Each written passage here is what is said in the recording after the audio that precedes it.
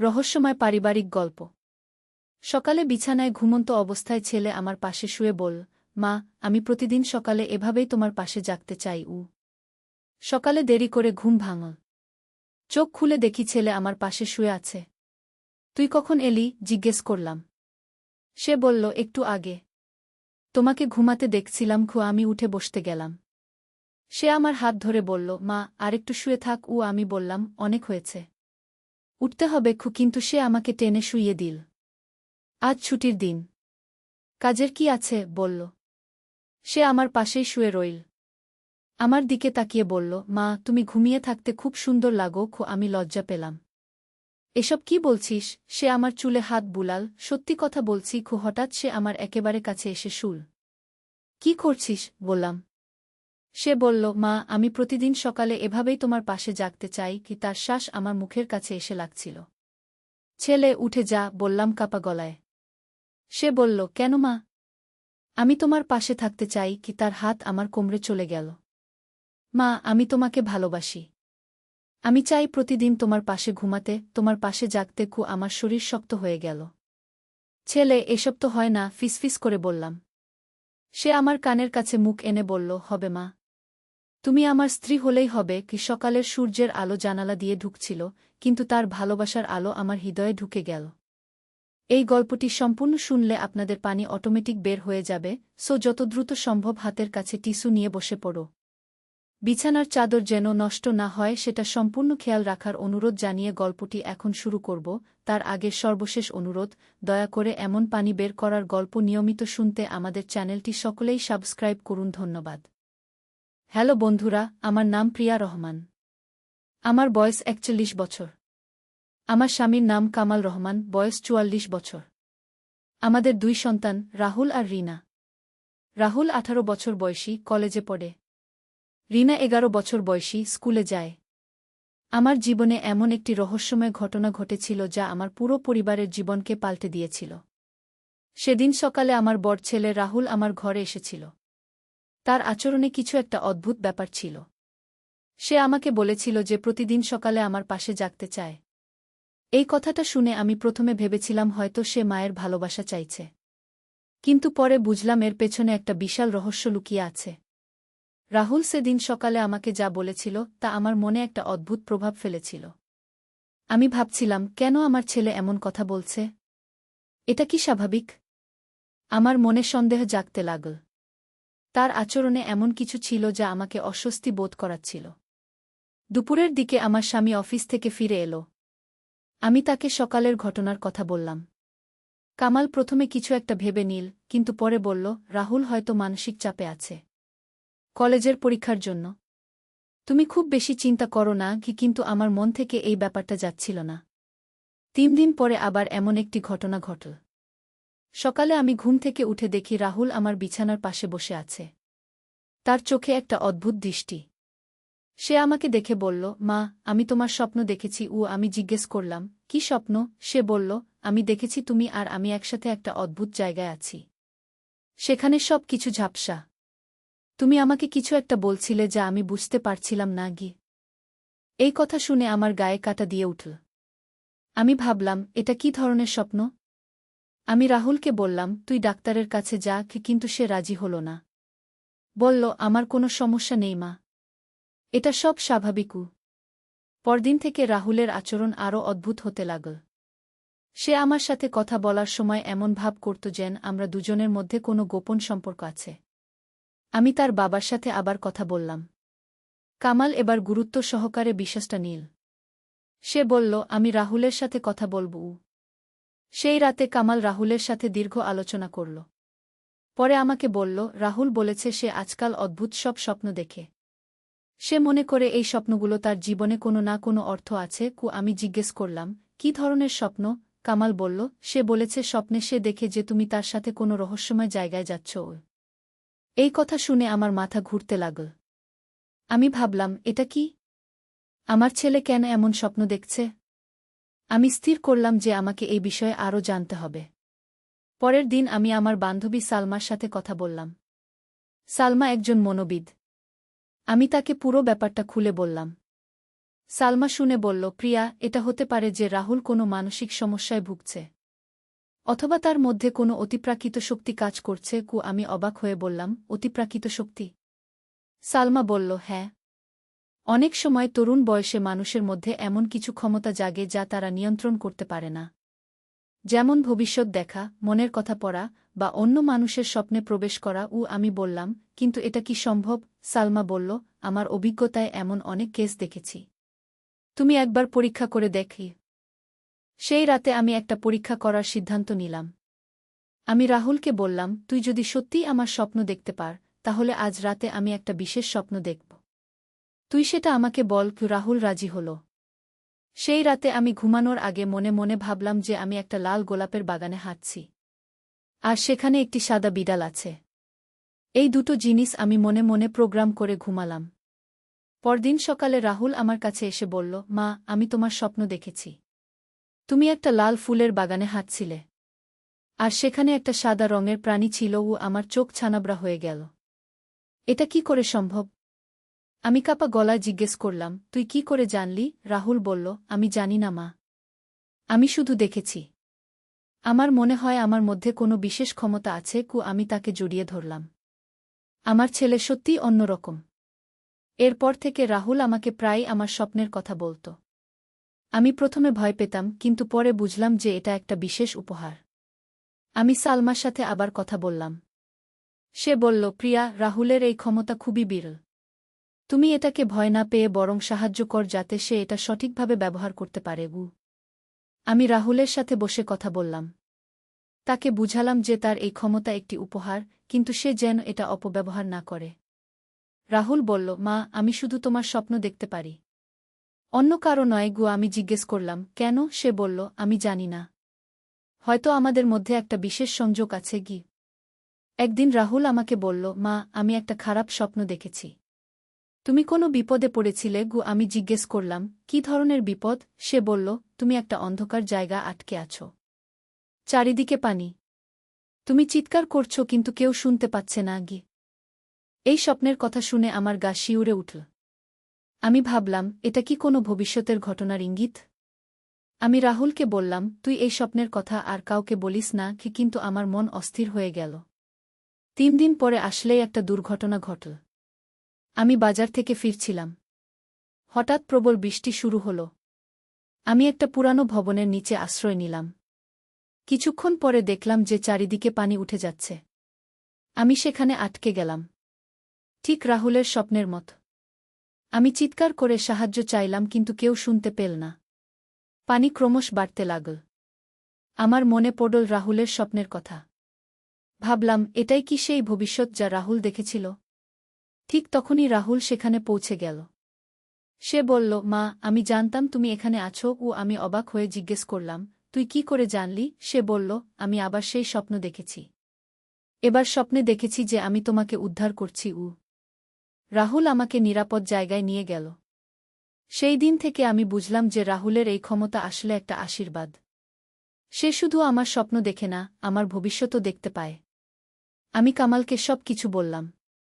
প্রথমে সে বিশ্বাস করতে পারল না, কিন্তু পরে যখন রাহুল তার স্বপ্নের কথাও বলতে লাগল, তখন সে মেনে নিল।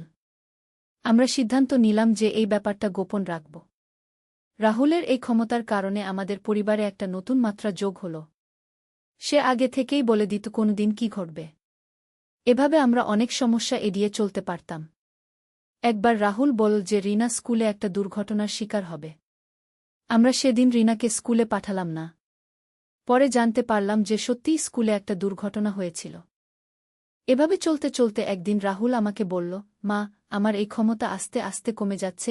আমি জিজ্ঞেস করলাম, কেন? সে বলল, আমি জানি না।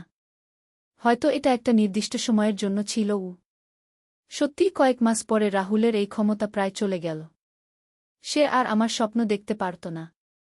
কিন্তু যে কয়েক মাস সে এই ক্ষমতা ব্যবহার করেছিল, তা আমাদের পরিবারের জন্য একটা অবিস্মরণীয় অভিজ্ঞতা ছিল। আজও যখন রাহুল আমার পাশে বসে, আমার মনে পড়ে সেই দিনগুলোর কথা, যখন সে আমার স্বপ্নে প্রবেশ করতে পারত, যখন আমাদের মধ্যে একটা অদ্ভুত সংযোগ ছিল। সেই অভিজ্ঞতা আমাদের মাছেলের সম্পর্ককে আরও গভীর করে তুলেছিল। এখন রাহুল একটা সাধারণ ছেলে হয়ে গেছে। কিন্তু আমি জানি যে তার মধ্যে এখনও সেই বিশেষত্ব রয়েছে। হয়তো ভবিষ্যতে আবার কোনো দিন তার এই ক্ষমতা ফিরে আসবে। আমার এই অভিজ্ঞতা আমাকে শিখিয়েছে যে পৃথিবীতে অনেক রহস্যময় বিষয় আছে যা আমরা বুঝি না। কিন্তু তার মানে এই নয় যে সেগুলো অসত্য। আমাদের উচিত খোলা মন নিয়ে এই সব বিষয়কে দেখা। রাহুলের সাথে আমার যে অভিজ্ঞতা হয়েছিল তা আমার জীবনের সবচেয়ে অদ্ভুত এবং সুন্দর অভিজ্ঞতা। আমি কখনো ভাবিনি যে আমার ছেলের মধ্যে এমন বিশেষ ক্ষমতা থাকতে পারে। কিন্তু যখন এটা ঘটল তখন আমি বুঝলাম যে প্রকৃতিতে অনেক কিছুই সম্ভব। আজও মাঝে মাঝে রাহুল আমাকে বলে, মা, আমি আবার তোমার স্বপ্ন দেখেছি, তখন আমার মন আনন্দে ভরে যায়। কারণ আমি জানি যে আমাদের মধ্যে যে সংযোগ তৈরি হয়েছিল তা কখনো পুরোপুরি শেষ হয়ে যায় না। এই গল্পের মাধ্যমে আমি বলতে চেয়েছি যে পারিবারিক সম্পর্কের মধ্যে অনেক রহস্য লুকিয়ে থাকে। মা আর ছেলের মধ্যে যে বন্ধন তা শুধু রক্তের সম্পর্ক নয়, এটা আত্মিক সংযোগও। রাহুলের অতিপ্রাকৃত ক্ষমতা আমাদের এই সত্যটা উপলব্ধি করতে সাহায্য করেছিল। আমার বিশ্বাস প্রত্যেক ছেলের মধ্যেই এমন কোনো না কোনো বিশেষ সংযোগ থাকে। হয়তো সবার ক্ষেত্রে এটা এত স্পষ্ট হয় না, কিন্তু এটা অবশ্যই থাকে। আমি নিজেকে ধন্য মনে করি যে আমি এই অভিজ্ঞতা পেয়েছি। এই গল্পটি শুনে হয়তো অনেকে ভাববেন যে এটা কল্পনা। কিন্তু আমি বলব যে পৃথিবীতে এমন অনেক কিছু ঘটে যা আমাদের বিজ্ঞানের ধারণার বাইরে। আমাদের উচিত এই সব বিষয়ে আরও উদার মনোভাব রাখা। রাহুলের সাথে আমার এই অভিজ্ঞতা আমার জীবনকে সমৃদ্ধ করেছে। আমি এখন জানি যে আমার ছেলে শুধু আমার সন্তান নয়, সে আমার আত্মার সাথীও। আর এই উপলব্ধি আমার সবচেয়ে বড় প্রাপ্তি। রাহুলের এই বিশেষ ক্ষমতা চলে যাওয়ার পরেও আমাদের পরিবারে অনেক পরিবর্তন এসেছিল। আমি আর কামাল দুজনেই এখন অনেক বেশি সচেতন। আমরা বুঝেছি যে পরিবারের প্রত্যেকের মধ্যে কোনো না কোনো বিশেষত্ব থাকতে পারে। একদিন রিনা আমার কাছে এসে বলল, মা, আমি কখনো কখনো মানুষের মনের কথা বুঝতে পারি। আমি প্রথমে ভেবেছিলাম সে হয়তো কল্পনা করছে। কিন্তু পরে দেখলাম যে সত্যিই রিনার একটা বিশেষ ক্ষমতা আছে। সে মানুষের আবেগ পড়তে পারে। এই ঘটনার পরে আমি বুঝলাম যে আমাদের পরিবারটাই হয়তো একটু ভিন্ন। আমি নিজের মধ্যেও খোঁজ করতে লাগলাম। দেখলাম যে আমি প্রায় এমন স্বপ্ন দেখি যা পরে সত্যি হয়ে যায়। হয়তো এটা সবসময় ছিল, কিন্তু আমি কখনো সেভাবে খেয়াল করিনি। কামালের মধ্যেও একটা বিশেষত্ব আছে। সে প্রায়ই বলে যে কোনো জায়গায় গেলে সেখানকার ইতিহাস সম্পর্কে তার একটা ধারণা চলে আসে, যেন সে অতীতের ঘটনাগুলো অনুভব করতে পারে। আমি বুঝলাম যে আমাদের পুরো পরিবারটাই অতিপ্রাকৃত ক্ষমতার অধিকারী। কিন্তু আমরা এটা নিয়ে কখনো বেশি গর্ব করি না। আমরা এই ক্ষমতাগুলো ব্যবহার করি পরস্পরকে সাহায্য করার জন্য। একদিন আমাদের পাড়ার এক বৃদ্ধ মানুষ হারিয়ে গিয়েছিলেন। সবাই তাকে খুঁজছিল কিন্তু পাওয়া যাচ্ছিল না। আমি রাহুলকে বললাম, তুই কি কোনোভাবে সাহায্য করতে পারবি? রাহুল বলল, আমার সেই ক্ষমতা আর নেই মা। কিন্তু রিনা বলল, আমি চেষ্টা করব। রিনা চোখ বন্ধ করে একটুক্ষণ বসে থাকল। তারপর বলল, কাকু একটা পুকুরের পাশে বসে আছেন। সেখানে অনেক গাছ আছে। আমরা সেই বর্ণনা অনুযায়ী খুঁজতে গেলাম। সত্যিই পেয়ে গেলাম সেই বৃদ্ধকে। এই ঘটনার পরে পাড়ার মানুষ আমাদের সম্পর্কে কিছু অদ্ভুত কথা বলতে লাগল। কেউ কেউ বলতো আমাদের পরিবারে জাদুর শক্তি আছে। আমরা এসব কথায় কান দিতাম না। একদিন একটা ব্যাপার ঘটল যা আমাদের আরও সতর্ক করে দিল। আমাদের বাড়িতে একজন মানুষ এসেছিল যে বলেছিল সে আমাদের ক্ষমতা নিয়ে গবেষণা করতে চায়। আমরা তাকে না বলে দিয়েছিলাম। কিন্তু সে আবার এসেছিল। কামাল তাকে পরিষ্কার বলে দিল, আমরা কোনো গবেষণায় অংশ নিতে চাই না। কিন্তু লোকটা আমাদের হুমকি দিল। বলল, আপনারা যদি সহযোগিতা না করেন তাহলে আমি সবাইকে জানিয়ে দেব যে আপনাদের পরিবারে অস্বাভাবিক ঘটনা ঘটে গিয়ে। আমরা বুঝলাম যে আমাদের গোপনীয়তা রক্ষা করতে হবে। আমরা সিদ্ধান্ত নিলাম যে বাইরের কারো সাথে আমাদের এই বিশেষত্বের কথা শেয়ার করব না। রাহুল বলল, মা, আমি মনে করি আমাদের এই ক্ষমতাগুলো সবার জানার দরকার নেই। আমরা শুধু আমাদের পরিবারের মধ্যেই এটা রাখব। আমি তার সাথে একমত হলাম। তারপর থেকে আমরা আরও সতর্ক হয়ে গেলাম। আমাদের ক্ষমতাগুলো ব্যবহার করি, কিন্তু খুবই গোপনে। শুধু যখন সত্যিই প্রয়োজন হয় তখনই। এভাবে চলতে চলতে রাহুল বড় হল। সে এখন একটা ভালো চাকরি করে। কিন্তু আমাদের সাথে তার সেই বিশেষ সংযোগ এখনও আছে। মাঝে মাঝে সে আমাকে বলে, মা, আমি মনে করি তুমি আজ কিছু একটা ভাবছ।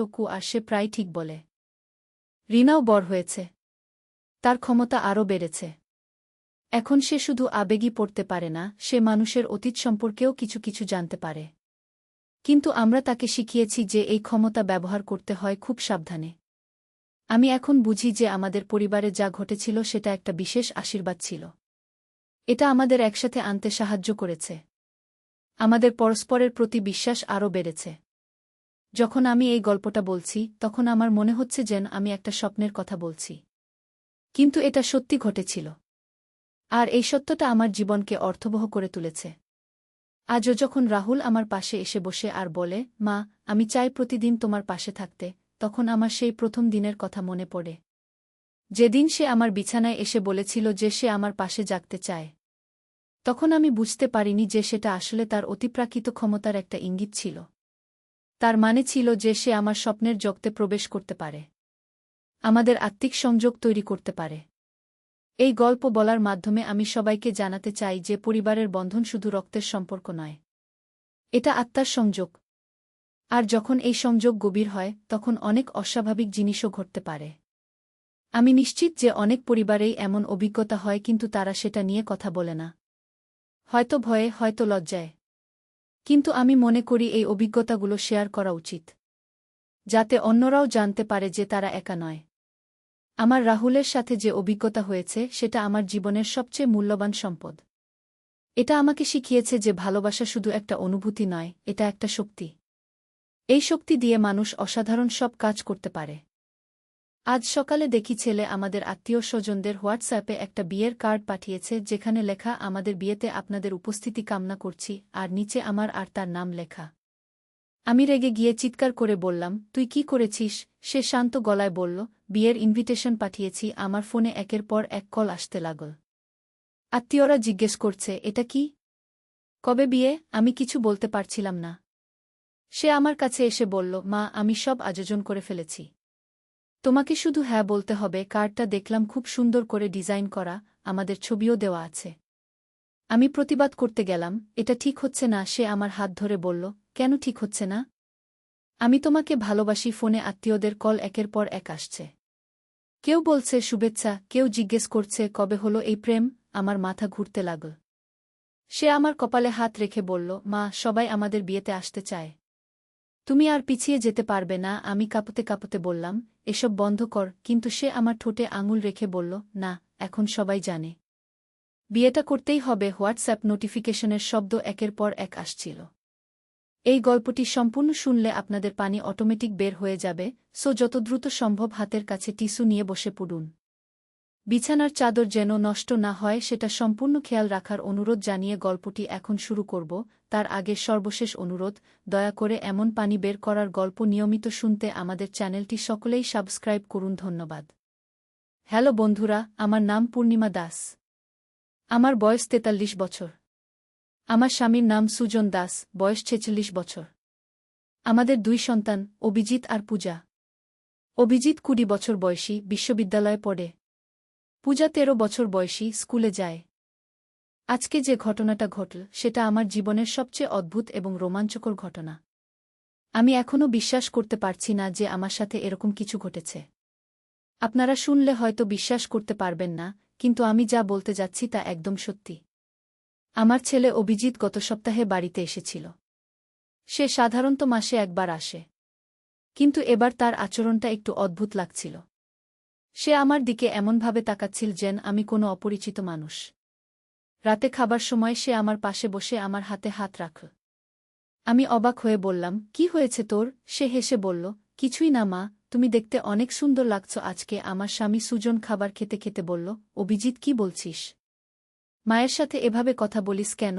অভিজিৎ তখন আমার কানের কাছে এসে ফিসফিস করে বলল, মা, তুমি না জানলেও আমি তোমাকে অনেক দিন থেকেই ভালোবাসি। শুধু মা হিসেবে নয়, একজন নারী হিসেবে। আমি চমকে উঠলাম। এ কি বলছে ছেলেটা? আমি তাড়াতাড়ি উঠে গিয়ে রান্নাঘরে চলে গেলাম। কিন্তু সে আমার পিছু নিল। এসে আমার কাঁধে হাত রাখল। আমি তার হাত সরিয়ে দিয়ে বললাম, অভিজিৎ, তুই কি করছিস? এসব কি? সে আমার মুখের দিকে তাকিয়ে বলল, মা, আমি জানি এটা অস্বাভাবিক শোনাচ্ছে। কিন্তু আমি তোমাকে সত্যিই ভালোবাসি। তুমি এত সুন্দর, এত যত্নশীল। বাবা তোমার কদর বোঝে না। আমি রেগে গিয়ে বললাম, চুপ কর। এসব কি বাজে কথা বলছিস? তুই আমার ছেলে। সে আমার 2 হাত ধরে বলল, না মা, আমি শুধু তোমার ছেলে নই। আমি একজন পুরুষ মানুষ। আর তুমি একজন নারী। আমি তার হাত ঝেড়ে ফেলে দিয়ে বেরিয়ে এলাম। কিন্তু সে আমার পিছনে পিছনে এলো। বসার ঘরে গিয়ে দেখি সুজন টিভি দেখছে। অভিজিৎ এসে আমার পাশে বসল। আমি উঠে যেতে চাইলাম, সে আমার হাত ধরে ফেল।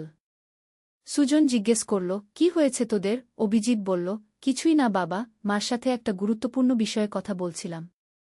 রাতে সবাই ঘুমিয়ে গেলে অভিজিৎ আমার ঘরে এসে হাজির। আমি তখনও জেগেছিলাম। সে এসে আমার বিছানার পাশে বসল। আমি চমকে উঠে বললাম, তুই এখানে কি করছিস? তোর ঘরে যা। সে আমার হাত ধরে বলল, মা, আমি তোমার সাথে কিছু গুরুত্বপূর্ণ কথা বলতে চাই। আমি বললাম, কাল বলবি। এখন যা ঘুমা। সে বলল, না মা, এখনই বলতে হবে। আমি আর অপেক্ষা করতে পারছি না। তারপর সে আমাকে একটা ফোল্ডার দেখাল। সেখানে অনেক কাগজপত্র ছিল। সে বলল, মা, এগুলো দেখ। আমি কাগজগুলো দেখে অবাক হয়ে গেলাম। এগুলো ছিল ডিএনএ টেস্টের রিপোর্ট। রিপোর্টে লেখা ছিল যে অভিজিৎ আমার আর সুজনের ছেলে নয়। সে আমার দিকে তাকিয়ে বলল, মা, আমি তোমার আর বাবার ছেলে নই। তাহলে আমি তোমাকে ভালোবাসতে পারি না কেন? আমি হতবাক হয়ে গেলাম। এটা কি করে সম্ভব? আমি তো অভিজিৎকে নিজেই জন্ম দিয়েছি। আমি কাঁপতে কাঁপতে বললাম, এ কি বলছিস? তুই কোথায় পেলি এসব কাগজ? সে বলল, মা, আমি গোপনে ডিএনএ টেস্ট করিয়েছি। আমার সন্দেহ ছিল। আর দেখ, আমার সন্দেহ সত্যি হয়েছে। আমি চিৎকার করে বললাম, এটা মিথ্যা। তুই আমার ছেলে। সে আমার কপালে চুমু খেয়ে বলল, না মা, আমি তোমার ছেলে নই। তাই আমি তোমাকে ভালোবাসতে পারি। আমি উঠে দাঁড়িয়ে তার থেকে দূরে সরে গেলাম। কিন্তু সে আমার পিছনে এলো। আমি দরজার দিকে যেতে চাইলাম, সে দরজা বন্ধ করে দিল। তারপর আমার কাছে এসে বলল, মা, তুমি আমার থেকে পালাতে পারবে না। আমি তোমাকে অনেক দিন থেকে ভালোবাসি। আজ আমি তোমাকে বলে দিলাম। আমি কাঁদতে কাঁদতে বললাম, অভিজিৎ, তুই এসব করতে পারিস না। সে আমার মুখ মুছিয়ে দিয়ে বলল, মা, এখন আর কিছু করার নেই। সব হয়ে গেছে। তখন হঠাৎ করে বাইরে থেকে অনেক শোরগোল শুনতে পেলাম। মনে হচ্ছিল অনেক মানুষ এসেছে। অভিজিৎ জানালা দিয়ে তাকিয়ে বলল, মা, দেখ, সবাই এসে গেছে। আত্মীয়স্বজন সবাই। আমি অবাক হয়ে বললাম, তুই সবাইকে খবর দিয়েছিস? সে বলল, হ্যাঁ, আমি সবাইকে বিয়ের কার্ড পাঠিয়েছি। আমি জানালা দিয়ে দেখলাম সত্যিই অনেক মানুষ এসেছে। আমার মামা, খালা, চাচা সবাই আছে। তারা সবাই কথা বলছে। কেউ কেউ হাসছে। আমি বুঝতে পারলাম না কি হচ্ছে। তখন দরজায় নক হলো। সুজন এসে বলল, পূর্ণিমা, বাইরে সবাই এসেছে। তারা বিয়ের কথা জিজ্ঞেস করছে। আমি কাঁপতে কাঁপতে বললাম, তুমি তাদের কি বলেছ? সুজন বলল, আমি কিছুই বলতে পারিনি। অভিজিৎ তখন বলল, বাবা, তুমি সবাইকে বলে দাও যে আমি আর মা বিয়ে করব। সুজন রেগে বলল, তুই পাগল হয়ে গেছিস।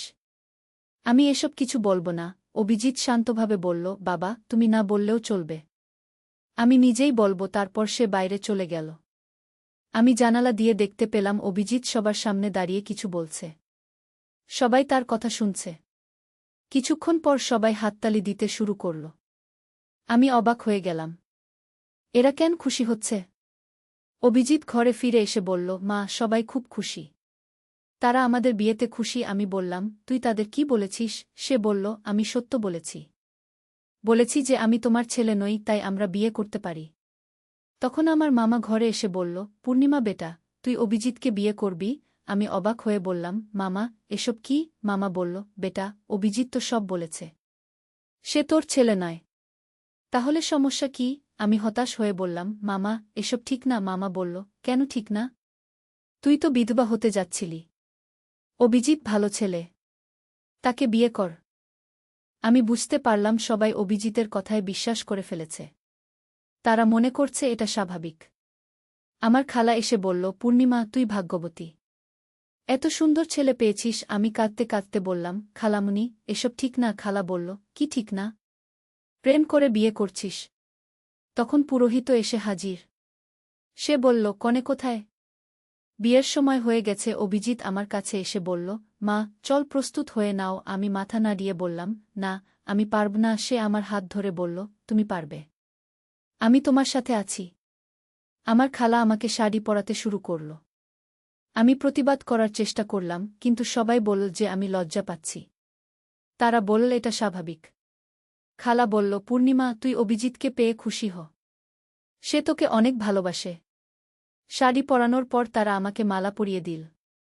আমাকে সাজিয়ে দিল। আমি আয়নায় নিজেকে দেখলাম। আমাকে একজন নতুন বউয়ের মতো লাগছিল। কিন্তু আমি খুশি ছিলাম না। আমি ভয় পাচ্ছিলাম। তারপর সবাই আমাকে বাইরে নিয়ে গেল। দেখি একটা মণ্ডপ সাজানো হয়েছে। অভিজিৎ সেখানে বসে আছে। তার পরনে ধুতি পাঞ্জাবি। তাকে দেখে মনে হচ্ছিল একজন বরের মতো। সবাই আমাকে তার পাশে বসতে বলল। আমি না করতে চাইলাম, কিন্তু সবাই জোর করল। অভিজিৎ আমার হাত ধরে আমাকে তার পাশে বসাল। পুরোহিত মন্ত্র পড়তে শুরু করল। আমি চারদিকে তাকিয়ে দেখলাম সবাই খুশি। তারা উলুধ্বনি দিচ্ছে। ছবি তুলছে। পূজা একপাশে দাঁড়িয়ে কাঁদছে। সুজন বারান্দায় দাঁড়িয়ে আছে, তার মুখ শুকনো। পুরোহিত আমাদের হাতে চাল দিয়ে বলল, এখন আগুনে চাল ছড়িয়ে দিন। অভিজিৎ আমার হাত ধরে আগুনে চাল ছড়াল। পুরোহিত বলল, এবার সিঁদুর দিন। অভিজিৎ আমার কপালে সিঁদুর পরিয়ে দিল। সবাই চিৎকার করে বলল, বিয়ে হয়ে গেছে। আমি মাথা নিচু করে বসে রইলাম। বুঝতে পারছিলাম না কি হচ্ছে। অভিজিৎ আমার কানের কাছে এসে বলল, মা, এখন তুমি আমার বউ। আমি কাঁপতে শুরু করলাম। তখন একজন আত্মীয় এসে বলল, বরকনে এখন ঘরে যাক। সবাই হাততালি দিতে লাগল। অভিজিৎ আমাকে উঠিয়ে ঘরের দিকে নিয়ে গেল। ঘরে গিয়ে দেখি বিছানায় ফুলের পাপড়ি ছড়ানো। ঘর সাজানো। অভিজিৎ দরজা বন্ধ করে দিল। তারপর আমার কাছে এসে বলল, মা, এখন আমরা স্বামী স্ত্রী। আমি পিছিয়ে গেলাম। সে আমার পিছনে এলো। আমি বললাম, অভিজিৎ, তুই এসব করতে পারিস না। সে আমার মুখে হাত রেখে বলল, এখন আমি তোমার স্বামী। আমি সব পারি। তখন হঠাৎ করে বাইরে থেকে চিৎকার শুনতে পেলাম। মনে হচ্ছিল কেউ কাঁদছে। আমি জানালা দিয়ে দেখলাম পূজা কাঁদতে কাঁদতে বলছে, দাদা আমার মাকে নিয়ে গেছে। সুজন তাকে শান্ত করার চেষ্টা করছে। অভিজিৎ জানালা বন্ধ করে দিল। তারপর আমার দিকে এগিয়ে এলো। আমি কোনায় গিয়ে দাঁড়ালাম। সে বলল, মা, তুমি আমার কাছ থেকে পালাতে পারবে না। এখন আমরা স্বামী স্ত্রী। আমি চিৎকার করে বললাম, তুই আমার ছেলে। এসব বন্ধ কর। সে হেসে বলল, না, আমি তোমার ছেলে নই। ডিএনএ টেস্ট তো দেখেছ। আমি বললাম, ওটা নকল। সে বলল, না, ওটা সত্যি। আমি তোমার ছেলে নই। তখন হঠাৎ করে দরজায় জোরে ঠুকঠুক শুরু হল। সুজনের গলা শুনতে পেলাম, দরজা খোল। পুলিশ এসেছে। অভিজিৎ অবাক হয়ে বলল, পুলিশ? আমি স্বস্তি পেলাম। ভাবলাম হয়তো এবার রক্ষা পাব। কিন্তু অভিজিৎ দরজা খুলে দিয়ে শান্তভাবে বলল, আসুন। কি সমস্যা? পুলিশ অফিসার ভেতরে এসে বলল, আমরা অভিযোগ পেয়েছি যে এখানে জোর করে বিয়ে হচ্ছে। অভিজিৎ বলল, না স্যার, এখানে কোনো জোর করা হয়নি। আমরা প্রেম করে বিয়ে করেছি। পুলিশ অফিসার আমার দিকে তাকিয়ে জিজ্ঞেস করল, আপনি কি জোর করে বিয়ে করতে বাধ্য হয়েছেন? আমি কিছু বলার আগেই অভিজিৎ বলল, স্যার, আপনি আমার বউয়ের কাছে এসব প্রশ্ন করছেন কেন? আমরা আইনত বিয়ে করেছি। তারপর সে তার পকেট থেকে বিয়ের সার্টিফিকেট বের করে দেখাল।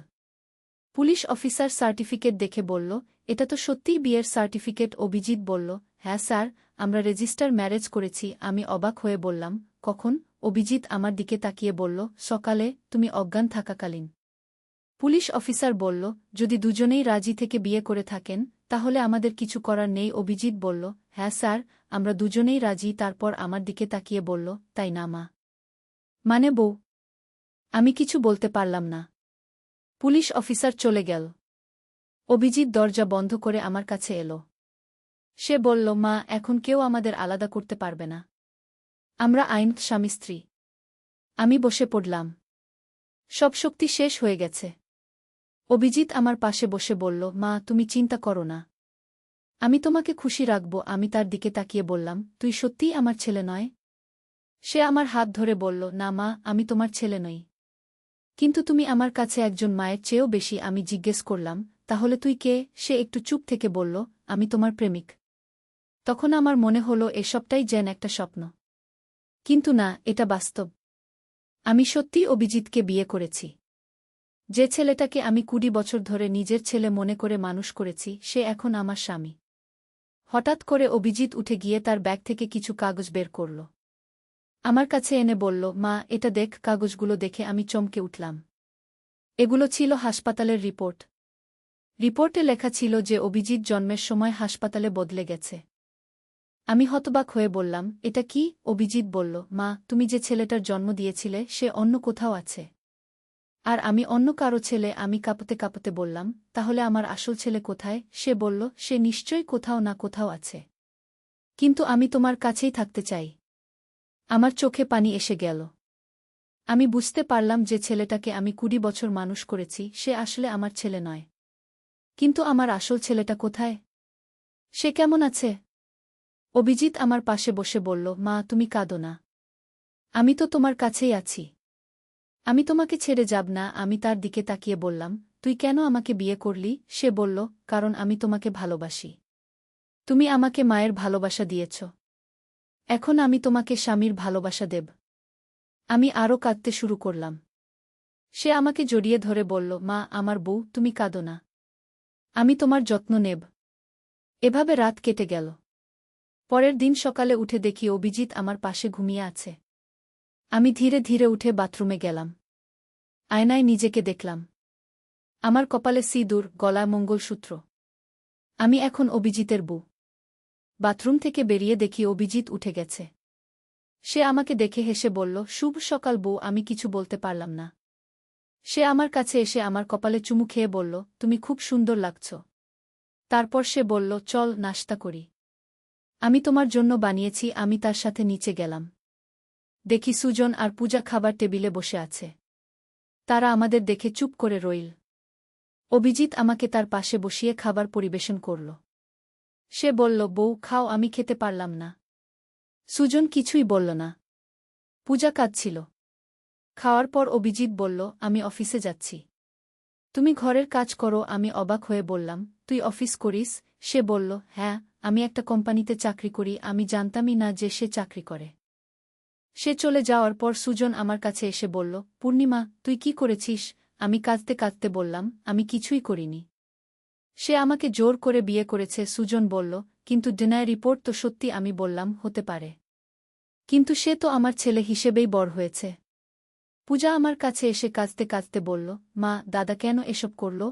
আমি তাকে জড়িয়ে ধরে বললাম, মা, তুই বুঝবি না এসব। পূজা বলল, আমি ভয় পাচ্ছি মা। আমি তাকে আশ্বস্ত করার চেষ্টা করলাম। সন্ধ্যায় অভিজিৎ বাড়ি ফিরে এলো। সে আমার জন্য একটা শাড়ি কিনেছে। আমাকে দেখিয়ে বলল, বউ, এটা পরে দেখ কেমন লাগে। আমি না করলাম। সে জোর করে আমাকে পরিয়ে দিল। রাতে খাওয়ার সময় সে আমাকে নিজের হাতে খাইয়ে দিল। সুজন আর পূজা চুপচাপ খেল। খাওয়ার পর সে আমাকে ঘরে নিয়ে গেল। ঘরে গিয়ে সে বলল, বউ, আমি তোমার জন্য অনেক পরিকল্পনা করেছি। আমি জিজ্ঞেস করলাম, কি পরিকল্পনা? সে বলল, আমরা নতুন একটা বাড়িতে থাকব।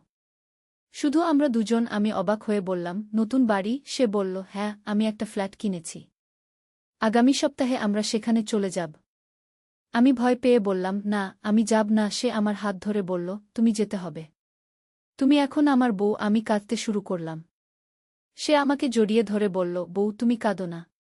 আমি তোমাকে খুশি রাখব। এভাবে দিন যেতে লাগল। অভিজিৎ প্রতিদিন অফিসে যায় আর ফিরে এসে আমার সাথে সময় কাটায়। সে আমাকে স্ত্রী হিসেবে ট্রিট করে। কিন্তু আমি মানসিকভাবে প্রস্তুত নেই। একদিন সে বলল, বউ, আমরা আগামীকাল নতুন বাড়িতে চলে যাব। আমি বললাম, আমি যাব না। সে রেগে বলল, তুমি যেতে হবে।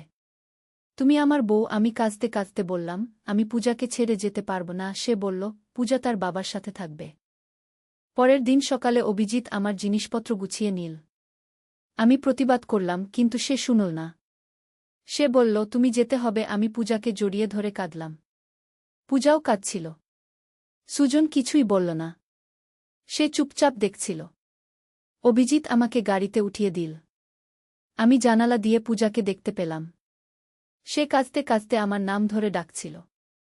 নতুন ফ্ল্যাটটা বেশ সুন্দর। অভিজিৎ আমাকে ঘুরিয়ে দেখাল। সে বলল, বউ, এটা আমাদের নতুন ঘর। আমি কিছুই বলতে পারলাম না। সেদিন রাতে সে আমাকে বলল, বউ, এখন আমরা একসাথে নতুন জীবন শুরু করব। আমি তার দিকে তাকিয়ে বললাম, অভিজিৎ, তুই কি ভেবেছিস আমি সত্যিই তোর বউ হয়ে যাব? সে হেসে বলল, তুমি তো আইনত আমার বউ। আমি বললাম, আইনত হলেও মনে মনে তুই আমার ছেলেই থেকে যাবি। সে আমার কাছে এসে বলল, না মা, আমি তোমার ছেলে নই। আমি তোমার স্বামী। আমি পিছিয়ে গেলাম। সে আমার পিছনে এলো। আমি বললাম, তুই যতই বলিস, আমি তোকে স্বামী মনে করতে পারব না। সে বলল, সময়ের সাথে সাথে তুমি মানিয়ে নিতে পারবে। পরের দিন থেকে অভিজিৎ আমাকে ঘরে একা রেখে অফিসে যেতে শুরু করল। আমি সারাদিন ঘরে বসে থাকতাম। আমার পূজার কথা মনে পড়ত। সুজনের কথাও মনে পড়ত। আমি তাদের ছেড়ে এসেছি।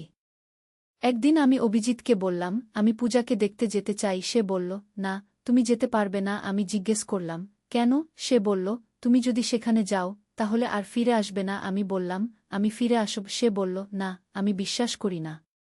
এভাবে দিন যেতে লাগল। আমি ঘরে বন্দী হয়ে রইলাম। অভিজিৎ প্রতিদিন ফিরে এসে আমার সাথে সময় কাটায়। সে আমাকে স্ত্রীর মতো আচরণ করতে বাধ্য করে। একদিন আমি তাকে বললাম, অভিজিৎ, আমি আর পারছি না। আমাকে ছেড়ে দে। সে রেগে বলল, না, আমি তোমাকে ছাড়ব না। তুমি আমার। আমি কাঁদতে কাঁদতে বললাম, তুই আমাকে জোর করে বিয়ে করেছিস। সে বলল, না, আমি তোমাকে ভালোবেসে বিয়ে করেছি। আমি তার কথায় রেগে গিয়ে চিৎকার করে বললাম, তুই আমার ছেলে। তুই আমাকে কিভাবে ভালোবাসতে পারিস? সে শান্তভাবে বলল, আমি তোমার ছেলে নই। দিনায় রিপোর্ট তো দেখেছ। আমি বললাম, দিনায় যাই বলুক, তুই আমার কাছে ছেলেই। তখন সে একটা ফাইল বের করে আমার সামনে রাখল। বলল, এটা দেখ। ফাইলে ছিল আরও কিছু কাগজপত্র। তার মধ্যে একটা ছবি ছিল। ছবিতে একজন নারী আর একজন পুরুষ। অভিজিৎ বলল, এরা আমার আসল মা বাবা। আমি ছবি দেখে অবাক হলাম। অভিজিতের সাথে তাদের মিল আছে। সে আরও বলল, আমার আসল মা বাবা গরিব ছিল। তারা আমাকে হাসপাতালে রেখে গেছে। আর তুমি যে ছেলের জন্ম দিয়েছিলে, সে আমার জায়গায় এসেছে। আমি জিজ্ঞেস করলাম, তাহলে আমার আসল ছেলে কোথায়? সে বলল, সে আমার আসল পরিবারের সাথে আছে। আমি হতাশ হয়ে বললাম, তুই কেন আমাকে এসব বলছিস? সে বলল, কারণ আমি চাই তুমি বুঝতে পারো যে আমি তোমার ছেলে নই। আমি বললাম, তবুও তুই আমার কাছে ছেলেই থেকে যাবি। সে রেগে গিয়ে বলল, না, আমি তোমার ছেলে নই। আমি তোমার স্বামী। তারপর সে জোর করে আমাকে জড়িয়ে ধরল। আমি তার থেকে ছাড়ানোর চেষ্টা করলাম, কিন্তু সে ছাড়ল না। তখন হঠাৎ করে দরজায় নখ হল। অভিজিৎ আমাকে ছেড়ে দিয়ে দরজা খুল। দেখি একজন অপরিচিত ছেলে দাঁড়িয়ে আছে। সে আমার দিকে তাকিয়ে বলল, আপনি কি পূর্ণিমা দাস? আমি বললাম, হ্যাঁ। সে বলল, আমি আপনার আসল ছেলে। আমি চমকে উঠলাম। অভিজিৎও অবাক হল। ছেলেটি বলল, আমার নাম অমিত। আমি 20 বছর বয়সী। আমি জন্মের সময় হাসপাতালে বদলে গেছি। সে আমার দিকে তাকিয়ে বলল, আপনি আমার আসল মা। আমি তার দিকে তাকিয়ে রইলাম। সে অভিজিতের মতোই দেখতে, কিন্তু তার চোখে আমার প্রতি মায়ের মতো ভালোবাসা। অভিজিৎ বলল, তুই কে? কোথা থেকে এলি? অমিত বলল, আমি তোমার জায়গায় থাকা ছেলে। আমি আমার আসল মাকে খুঁজে পেয়েছি। অমিত আমার কাছে এসে বলল, মা, আমি আপনাকে অনেক দিন ধরে খুঁজছিলাম। তার কথা শুনে আমার চোখে পানি এলো। আমি তাকে জড়িয়ে ধরলাম। সে আমাকে মা বলে ডাকল। আমার মনে হলো, এই তো আমার আসল ছেলে। অভিজিৎ রেগে বলল, তুই এখানে কি করছিস? অমিত বলল, আমি আমার মাকে নিয়ে যেতে এসেছি। অভিজিৎ বলল, না, এ আমার বউ। তুই নিয়ে যেতে পারবি না। অমিত বলল, এ আমার মা। তুমি জোর করে বিয়ে করেছ। তারপর অমিত আমার দিকে তাকিয়ে বলল, মা, চলুন আমার সাথে। আমি উঠে দাঁড়ালাম। অভিজিৎ আমার হাত ধরে ফেল। সে বলল, না, তুমি কোথাও যেতে পারবে না। অমিত তার হাত সরিয়ে দিয়ে বলল, তুমি আমার মাকে জোর করে রাখতে পারো না। তখন দুজনের মধ্যে ধাক্কাধাক্কি শুরু হল। আমি তাদের থামাতে চেষ্টা করলাম। অমিত বলল, মা, আমার সাথে চলুন। আমি আপনাকে সুরক্ষিত জায়গায় নিয়ে যাব। আমি তার সাথে যাওয়ার জন্য এগিয়ে গেলাম। অভিজিৎ চিৎকার করে বলল, না, তুমি আমার বউ। তুমি যেতে পারবে না। কিন্তু অমিত আমাকে নিয়ে বেরিয়ে গেল। অভিজিৎ আমাদের পিছনে দৌড়াল, কিন্তু আমরা গাড়িতে উঠে চলে গেলাম। গাড়িতে বসে অমিত আমাকে বলল, মা, আপনি নিরাপদ? আমি কাঁদতে কাঁদতে বললাম, তুই সত্যিই আমার ছেলে? সে বলল, হ্যাঁ মা, আমি আপনার আসল ছেলে। ডিএনএ টেস্ট করিয়েছি। তারপর সে আমাকে রিপোর্ট দেখাল। আমি রিপোর্ট দেখে বুঝতে পারলাম যে অমিত সত্যিই আমার ছেলে। আমি তাকে জড়িয়ে ধরে কাঁদলাম। সে আমাকে সান্ত্বনা দিল। অমিত আমাকে তার বাড়িতে নিয়ে গেল। সেখানে তার বাবা মা, মানে অভিজিতের আসল বাবা মা ছিল। তারা আমাকে দেখে খুশি হল। তারা বলল যে তারা অনেক দিন ধরে তাদের আসল ছেলের খোঁজ করছিল। অমিত তার আসল বাবা মাকে বলল, এ আমার আসল মা। অভিজিৎ তাকে জোর করে বিয়ে করেছে। তারা অবাক হল। তারা বলল যে অভিজিৎ এরকম করতে পারে তা তারা জানত না। আমি সেখানে কয়েকদিন থাকলাম। অমিত আমার খুব যত্ন নিল। সে সত্যিকারের ছেলের মতো আচরণ করল। আমি বুঝতে পারলাম যে এই তো আমার আসল ছেলে। কিন্তু আমার মন পূজার জন্য কাঁদছিল।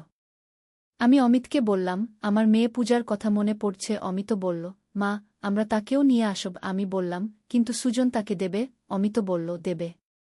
কারণ আপনি তার আসল মা। পরের দিন আমরা সুজনের বাড়িতে গেলাম। সুজন আমাদের দেখে অবাক হল। আমি তাকে সব বললাম। তাকে অমিতের পরিচয় দিলাম।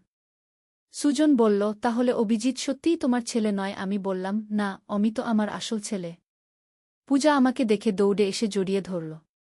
সে কাঁদতে কাঁদতে বলল, মা, তুমি কোথায় ছিলে? আমি তাকে জড়িয়ে ধরে বললাম, মা, আমি এসে গেছি। সে অমিতকে দেখে জিজ্ঞেস করল, এ কে? আমি বললাম, এ তোমার আসল দাদা।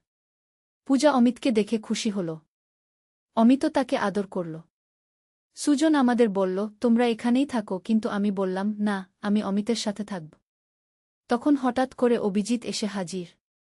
সে রাগে লাল হয়ে আছে। সে চিৎকার করে বলল, তুমি এখানে কি করছ? আমার সাথে চল। আমি ভয় পেয়ে অমিতের পিছনে লুকালাম। অমিত অভিজিতের সামনে দাঁড়িয়ে বলল, তুমি আর আমার মাকে জোর করতে পারবে না। অভিজিৎ বলল, তোর মা? এ আমার বউ। অমিত বলল, না, এ আমার মা। তুমি জোর করে বিয়ে করেছ। তারপর দুজনের মধ্যে আবার ঝগড়া শুরু হল। সুজন তাদের থামাতে চেষ্টা করল। আমি পূজাকে নিয়ে একপাশে দাঁড়ালাম। অভিজিৎ আমার দিকে এসে বলল, তুমি আমার সাথে চলবে? আমি মাথা নেড়ে বললাম, না, আমি যাব না। সে জোর করে আমার হাত ধরল। অমিত তার হাত সরিয়ে দিল। তখন সুজন বলল, অভিজিৎ, তুই এসব বন্ধ কর। পূর্ণিমা যেতে চায় না। অভিজিৎ বলল, কিন্তু সে আমার বউ। সুজন বলল, সে তোর মা। বিয়েটা বাতিল। অভিজিৎ রেগে চিৎকার করে বলল, না, আমি তাকে ছাড়ব না। তারপর সে আমাকে জোর করে টানতে শুরু করল। অমিত তার সাথে লড়াই করল। এ সময় পূজা কাঁদতে কাঁদতে বলল, দাদা, তুমি মাকে ছেড়ে দাও। অভিজিৎ তার দিকে তাকিয়ে বলল, পূজা, তুই বুঝিস না। পূজা বলল, আমি বুঝি। তুমি মাকে কষ্ট দিচ্ছ। তখন আমি সাহস করে অভিজিতের কাছে গিয়ে বললাম, অভিজিৎ, তুই আমাকে ছেড়ে দে। আমি তোর বউ নই। সে বলল, না, তুমি আমার বউ। আমি বললাম, না, আমি তোর মা। তুই আমার ছেলে হিসেবে বড় হয়েছিস। সে কাঁদতে শুরু করল। সে বলল, কিন্তু আমি তোমাকে ভালোবাসি। আমি তার মাথায় হাত রেখে বললাম, আমিও তোকে ভালোবাসি। কিন্তু মায়ের ভালোবাসা। সে বলল, কিন্তু আমি তোমার ছেলে নই। আমি বললাম, তুই আমার ছেলেই। 20 বছর তোকে মানুষ করেছি। অভিজিৎ আমার পায়ের কাছে বসে পড়ল। সে কাঁদতে কাঁদতে বলল, মা, আমাকে ছেড়ে যেও না। আমি তার মাথায় হাত বুলিয়ে বললাম, আমি তোকে ছেড়ে যাব না। কিন্তু তুই আমার ছেলে হিসেবে থাকবি। সে মাথা তুলে আমার দিকে তাকাল। তার চোখে পানি। সে বলল, মা, আমি ভুল করেছি। আমি বললাম, হ্যাঁ, তুই ভুল করেছিস। কিন্তু আমি তোকে ক্ষমা করে দিচ্ছি। তারপর সে উঠে দাঁড়িয়ে অমিতের কাছে গেল। সে বলল, আমি দুঃখিত। আমি তোমার মাকে কষ্ট দিয়েছি। অমিত বলল, তুমি যদি আর কখনো এরকম না করো, তাহলে আমি তোমাকে ক্ষমা করব। অভিজিৎ আমার কাছে এসে বলল, মা, আমি বিয়ে বাতিল করব। আমি বললাম, হ্যাঁ, বিয়ে বাতিল করতে হবে। সে বলল, আমি আমার আসল বাবা-মার কাছে ফিরে যাব। আমি বললাম, হ্যাঁ, তুই তোর আসল পরিবারের কাছে যা। তারপর সে আমাকে জড়িয়ে ধরে বলল, মা, আমি তোমাকে মনে রাখব। আমি বললাম, আমিও তোকে মনে রাখব। তুই আমার ছেলেই থাকবি। অভিজিৎ চলে যাওয়ার পর আমি স্বস্তি পেলাম। আমি অমিত আর পূজাকে নিয়ে সুখে থাকতে শুরু করলাম। সুজনও আমাদের সাথে ভালো ব্যবহার করল। অমিত একটা ভালো চাকরি করে। সে আমার আর পূজার যত্ন নেয়। পূজাও তাকে দাদা বলে ডাকে। আমরা একটা সুখী পরিবার। কয়েক মাস পর অভিজিৎ একদিন আমাদের বাড়িতে এল। সে আমার পায়ে মাথা ঠেকিয়ে বলল, মা, আমি ক্ষমা চাই। আমি তার মাথায় হাত রেখে বললাম, তোর আর ক্ষমা চাওয়ার দরকার নেই। তুই আমার ছেলে। সে আমাকে বলল যে সে তার আসল বাবা-মার সাথে ভালো আছে। সে একটা মেয়েকে পছন্দ করেছে। আমি খুশি হয়ে বললাম, খুব ভালো। তুই বিয়ে কর। সে আমাকে জিজ্ঞেস করল, মা, আমার বিয়েতে আসবে? আমি বললাম, অবশ্যই আসব। তুই তো আমার ছেলে। এভাবে আমাদের পরিবারে আবার শান্তি ফিরে এল। অমিত, পূজা, সুজন আর আমি সুখে থাকছি। অভিজিৎও তার জীবনে স্থিতিশীল হয়েছে। আমি বুঝতে পারলাম যে রক্তের সম্পর্ক সবসময় প্রধান নয়। ভালোবাসা আর যত্নই আসল। অভিজিৎ আমার ছেলে নয়, কিন্তু সে আমার কাছে ছেলেই। আর অমিত আমার আসল ছেলে, সেও আমার কাছে সোনার মতো। এই গল্পটা শেষ হয়ে গেল। কিন্তু আমার জীবনের এই অভিজ্ঞতা আমাকে শিখিয়েছে যে পরিবার মানে শুধু রক্তের সম্পর্ক নয়। ভালোবাসা, বিশ্বাস আর একসাথে থাকাটাই আসল। আজ আমি সুখী। আমার দুই ছেলে, অমিত আর অভিজিৎ। দুজনেই আমাকে মা বলে ডাকে। দুজনেই আমাকে ভালোবাসে। পূজাও সুখে আছে। সুজনের সাথেও আমাদের সম্পর্ক ভালো। এই গল্প থেকে আমরা শিখতে পারি যে জীবনে অনেক জটিলতা থাকে, কিন্তু ভালোবাসা আর ক্ষমার মধ্য দিয়ে সব সমস্যার সমাধান হয়। পরিবার মানে শুধু রক্তের সম্পর্ক নয়, মনের সম্পর্কও। আমার এই অভিজ্ঞতা অনেক কঠিন ছিল, কিন্তু শেষ পর্যন্ত সবকিছু ঠিক হয়ে গেছে। আমি আশা করি আপনাদের জীবনেও সব সমস্যার সুন্দর সমাধান হবে। এই গল্পের শেষে আমি বলতে চাই, পরিবার হচ্ছে আমাদের জীবনের সবচেয়ে গুরুত্বপূর্ণ অংশ। আমরা যাদের ভালোবাসি তারাই আমাদের পরিবার। রক্তের সম্পর্ক গুরুত্বপূর্ণ, কিন্তু মনের সম্পর্ক আরও বেশি গুরুত্বপূর্ণ। আশা করি আপনারা এই গল্প পছন্দ করেছেন। এরকম আরও গল্প শুনতে চাইলে আমাদের চ্যানেল সাবস্ক্রাইব করুন। ধন্যবাদ। বললাম, অভিজিৎ, তুই যাই হোস, তুই আমার ছেলে। এসব ভুল কথা বলিস না। সে আমার চোখের পানি মুছে দিয়ে বলল, না মা, আমি তোমার ছেলে নই। আর এখন আমি তোমার প্রেমিক হতে চাই। এ সময় হঠাৎ করে দরজায় কড়া নাড়ার শব্দ হল। সুজনের গলা শুনতে পেলাম, পূর্ণিমা, দরজা খোল। কি হচ্ছে ভেতরে? অভিজিৎ দ্রুত দরজা খুলে দিল। সুজন ভেতরে এসে দেখল আমি কাঁদছি। সে জিজ্ঞেস করল, কি হয়েছে? অভিজিৎ বলল, কিছুই না বাবা, মার শরীর খারাপ লাগছিল। সুজন আমার কাছে এসে বলল, কি হয়েছে তোর? আমি কিছু বলতে পারলাম না। অভিজিৎ আমার দিকে একটা অর্থপূর্ণ দৃষ্টি দিয়ে বলল, মা, তুমি বিশ্রাম নাও। আমি বাবার সাথে কথা বলছি। পরের দিন সকালে ঘুম ভেঙে দেখি অভিজিৎ বাড়িতে নেই। সুজন বলল, সে খুব ভোরে বেরিয়েছে। বলেছে কিছু জরুরি কাজ আছে। আমি একটু স্বস্তি পেলাম। ভাবলাম হয়তো গত রাতের ঘটনা সে ভুলে গেছে। কিন্তু দুপুরে আমার ফোনে একটা মেসেজ এলো অভিজিতের কাছ থেকে। মেসেজে লেখা ছিল, মা, আমি আমাদের বিয়ের সব আয়োজন করে ফেলেছি। আগামী সপ্তাহে আমাদের বিয়ে হবে। আমি অবাক হয়ে ফোন করলাম। সে বলল, মা, আমি সব আয়োজন করে ফেলেছি। তোমাকে শুধু রাজি হতে হবে। আমি চিৎকার করে বললাম, তুই পাগল হয়ে গেছিস? এসব কি বলছিস? সে শান্ত গলায় বলল, মা, আমি পাগল হইনি। আমি তোমাকে ভালোবাসি। আর যেহেতু আমি তোমার ছেলে নই, তাই আমাদের বিয়ে হতে পারে। বিকেলে সে বাড়িতে ফিরে এলো। সাথে করে নিয়ে এলো অনেক শপিং ব্যাগ। তার মধ্যে ছিল একটা খুব সুন্দর শাড়ি। সে আমাকে দেখিয়ে বলল, মা, এটা তোমার বিয়ের শাড়ি। কেমন লাগছে? আমি রেগে গিয়ে বললাম, তুই এসব কি করছিস? সে আমার হাত ধরে বলল, মা, তুমি এই শাড়ি পরে আমার বউ হবে। আমি তার হাত ঝেড়ে ফেলে দিয়ে বললাম, তুই আমার ছেলে। এসব বন্ধ কর। সে বলল, না মা, আমি তোমার ছেলে নই। দেনায় রিপোর্ট তো দেখিয়েছি। এ সময় আমার মেয়ে পূজা স্কুল থেকে ফিরে এলো। সে আমাদের দেখে জিজ্ঞেস করল, কি হয়েছে মা? দাদা কি করছে? অভিজিৎ পূজার কাছে গিয়ে বলল, পূজা, তুই খুশি হ। আমি আর মা বিয়ে করব। পূজা অবাক হয়ে বলল, কি? তুমি আর মা বিয়ে করবে?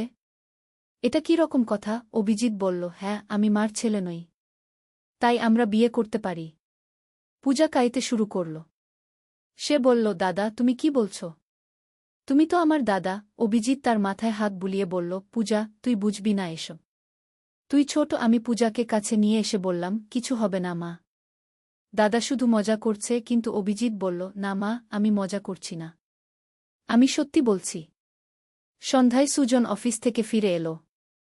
অভিজিৎ তার কাছে গিয়ে বলল, বাবা, আমার তোমার সাথে একটা গুরুত্বপূর্ণ কথা আছে। সুজন বলল, বল, কি কথা? অভিজিৎ দিনায় রিপোর্টটা তার হাতে দিয়ে বলল, বাবা, আমি তোমার ছেলে নই। সুজন রিপোর্টটা দেখে স্তব্ধ হয়ে গেল। তারপর আমার দিকে তাকিয়ে বলল, পূর্ণিমা, এটা কি? আমি কাঁদতে কাঁদতে বললাম, আমি কিছুই জানি না। এসব কি হচ্ছে? অভিজিৎ তখন বলল, বাবা, যেহেতু আমি তোমার ছেলে নই, তাই আমি মাকে বিয়ে করতে পারি। সুজন রেগে গিয়ে চিৎকার করে বলল, তুই কি বলছিস? তুই যাই হোস, পূর্ণিমা তোর মা। অভিজিৎ শান্ত গলায় বলল, না বাবা, যদি আমি তার ছেলে না হই, তাহলে সে আমার মা নয়। সে একজন নারী, আমি একজন পুরুষ। আমরা বিয়ে করতে পারি। সুজন তার দিকে এগিয়ে গেল। কিন্তু অভিজিৎ পিছিয়ে গেল। তারপর আমার কাছে এসে আমার হাত ধরল। সে বলল, মা তুমি আমার সাথে চলে আসো।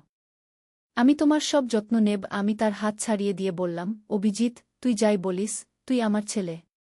এসব বন্ধ কর। সে বলল, না মা, আমি তোমার ছেলে নই। আর আমি তোমাকে ছাড়তে পারব না। তখন পূজা কাঁদতে কাঁদতে বলল, দাদা তুমি এসব কেন করছ? আমাদের পরিবার ভেঙে দিচ্ছ কেন? অভিজিৎ তার দিকে তাকিয়ে বলল, পূজা, আমি পরিবার ভাঙছি না। আমি নতুন একটা পরিবার বানাচ্ছি। পূজা বলল, কিন্তু মা তো তোমার মা। অভিজিৎ বলল, না, সে আমার মা নয়। ডেনায় রিপোর্ট তো দেখেছ। রাতে খাওয়ার সময় সবাই চুপচাপ বসেছিল। কেউ কিছু বলছিল না। অভিজিৎ আমার পাশে বসে খাবার পরিবেশন করছিল। সুজন রাগে কিছু খাচ্ছিল না। পূজা কাঁদছিল। আমি কিছুই বুঝতে পারছিলাম না কি করব। খাওয়ার পর অভিজিৎ আমাকে বলল, মা, আমি সব আয়োজন করে ফেলেছি। আগামীকাল আমাদের বিয়ে হবে। আমি অবাক হয়ে বললাম, কি?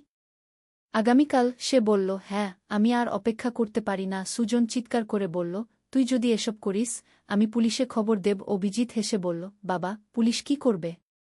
আমি তো কোনো অপরাধ করছি না। আমি যাকে ভালোবাসি তাকে বিয়ে করছি। তারপর সে আমার দিকে তাকিয়ে বলল, মা, তুমি প্রস্তুত হও।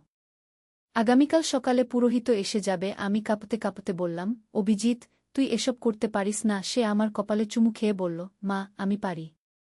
আর আমি করব। রাতে সবাই ঘুমিয়ে গেলে আমি উঠে বসলাম। আমার কিছুই ভালো লাগছিল না। হঠাৎ করে দরজায় নখ হলো। আমি দরজা খুলে দেখি অভিজিৎ দাঁড়িয়ে আছে। সে ভেতরে এসে বলল, মা, তুমি ঘুমাওনি কেন? আমি বললাম, ঘুম আসছে না। সে আমার পাশে বসে বলল, মা, তুমি চিন্তা করো না। আগামীকালের পর সব ঠিক হয়ে যাবে। আমি তার দিকে তাকিয়ে বললাম, অভিজিৎ, তুই সত্যিই আমার ছেলে নয়? সে আমার হাত ধরে বলল, না মা, আমি তোমার ছেলে নই। তাই আমি তোমাকে ভালোবাসতে পারি। আমি কাঁদতে শুরু করলাম। সে আমার চোখের পানি মুছে দিয়ে বলল, মা, তুমি কাঁদো না। আমি তোমাকে খুশি রাখব। তারপর সে উঠে গিয়ে আমার জন্য এক গ্লাস পানি নিয়ে এলো। পানি খাওয়ার সাথে সাথে আমার মাথা ঘুরতে লাগল। আমি বুঝতে পারলাম পানিতে কিছু মেশানো ছিল। আমি তাকে বললাম, তুই পানিতে কি দিয়েছিস? সে হেসে বলল, কিছুই না মা, শুধু একটু ঘুমের ওষুধ। আমার চোখ ভারী হয়ে এলো। আমি বিছানায় শুয়ে পড়লাম। সকালে ঘুম ভেঙে দেখি আমার সারা শরীরে ব্যথা। আমি উঠে বসলাম। তখন দেখি অভিজিৎ আমার পাশে শুয়ে আছে। সে উঠে আমাকে বলল, মা, শুভ সকাল। আজ আমাদের বিয়ের দিন। আমি হতবাক হয়ে বললাম, তুই কি করেছিস? সে হেসে বলল, যা করার তাই করেছি। এখন তুমি আমার। আমি উঠে দাঁড়ানোর চেষ্টা করলাম, কিন্তু পারলাম না। আমার পা কাঁপছিল। অভিজিৎ আমাকে সাহায্য করে উঠিয়ে দিল। তারপর বলল, মা, তুমি প্রস্তুত হও। পুরোহিত আসছে। আমি কাঁদতে কাঁদত। আলামানাত, বিশ্বাসের যুদ্ধ। প্রথম অধ্যায়, উজালার সূর্যোদয়। দামেস্কের উপকণ্ঠে জায়তুন বাগানের মাঝে ছোট্ট একটি গ্রাম ছিল যার নাম নূরপুর। এই গ্রামে বাস করত এক যুবক যার নাম ছিল ইউসুফ ইবনে আহমদ। তার বয়স মাত্র ২০ বছর, কিন্তু তার মধ্যে ছিল অসাধারণ ধৈর্য, সাহস এবং আল্লাহর প্রতি অগাধ ভক্তি। ইউসুফের পিতা আহমদ ইবনে মুহাম্মদ ছিলেন গ্রামের ইমাম। তিনি শুধু নামাজ পড়াতেন না, বরং গ্রামের মানুষদের জীবনের নানা সমস্যার সমাধানও দিতেন। তার মা আয়েশা ছিলেন অত্যন্ত ধার্মিক এবং দয়ালু। তিনি গরিব দুঃখীদের সেবায় নিজেকে নিয়োজিত রাখতেন। এই পরিবেশে বেড়ে ওঠা ইউসুফ ছোটবেলা থেকেই কুরআন শরীফ এবং হাদিসের গভীর জ্ঞান অর্জন করেছিল। সে জানত যে যে ব্যক্তি আল্লাহর পথে একটি পদক্ষেপ নেয়, আল্লাহ তার জন্য জান্নাতে একটি স্থান নির্ধারণ করে দেন। একদিন সকালে ফজরের নামাজের পর ইউসুফ জায়তুন বাগানে গিয়েছিল কিছু কাজের জন্য। হঠাৎ দূর থেকে ধুলার মেঘ দেখতে পেল। এই ধুলার মেঘ ক্রমশ কাছে এসে যাচ্ছিল। একটু পর স্পষ্ট হল যে এগুলো ঘোড়সওয়ার। যখন তারা কাছে এল, ইউসুফ দেখল যে এরা বাইজেন্টাইন সৈন্য। তাদের পোশাক এবং অস্ত্রশস্ত্র দেখে বোঝা যাচ্ছিল যে এরা কোনো গুরুত্বপূর্ণ মিশনে এসেছে। সৈন্যদের নেতা, একজন মধ্যবয়স্ক অফিসার, ইউসুফের কাছে এসে জিজ্ঞেস করল, তুমি কোন ধর্মের? ইউসুফ কোনো ভয় না পেয়ে দৃঢ়ভাবে উত্তর দিল, আমি মুসলিম। আল্লাহ ছাড়া কোনো উপাস্য নেই এবং মুহাম্মদ সাল্লাল্লাহু আলাইহি ওয়াসাল্লাম তার রাসূল। অফিসার হাসল, কিন্তু সেই হাসিতে ছিল বিদ্রূপ। তাহলে তুমি আমাদের শত্রু। কিন্তু আজ আমি তোমাকে একটা সুযোগ দিচ্ছি। তোমার ধর্ম ত্যাগ কর এবং আমাদের সাথে যোগ দাও। তুমি একজন শক্তিশালী যুবক, আমাদের সেনাবাহিনীতে তোমার প্রয়োজন খুব। ইউসুফ তার উত্তরে কোনো দ্বিধা রাখেনি।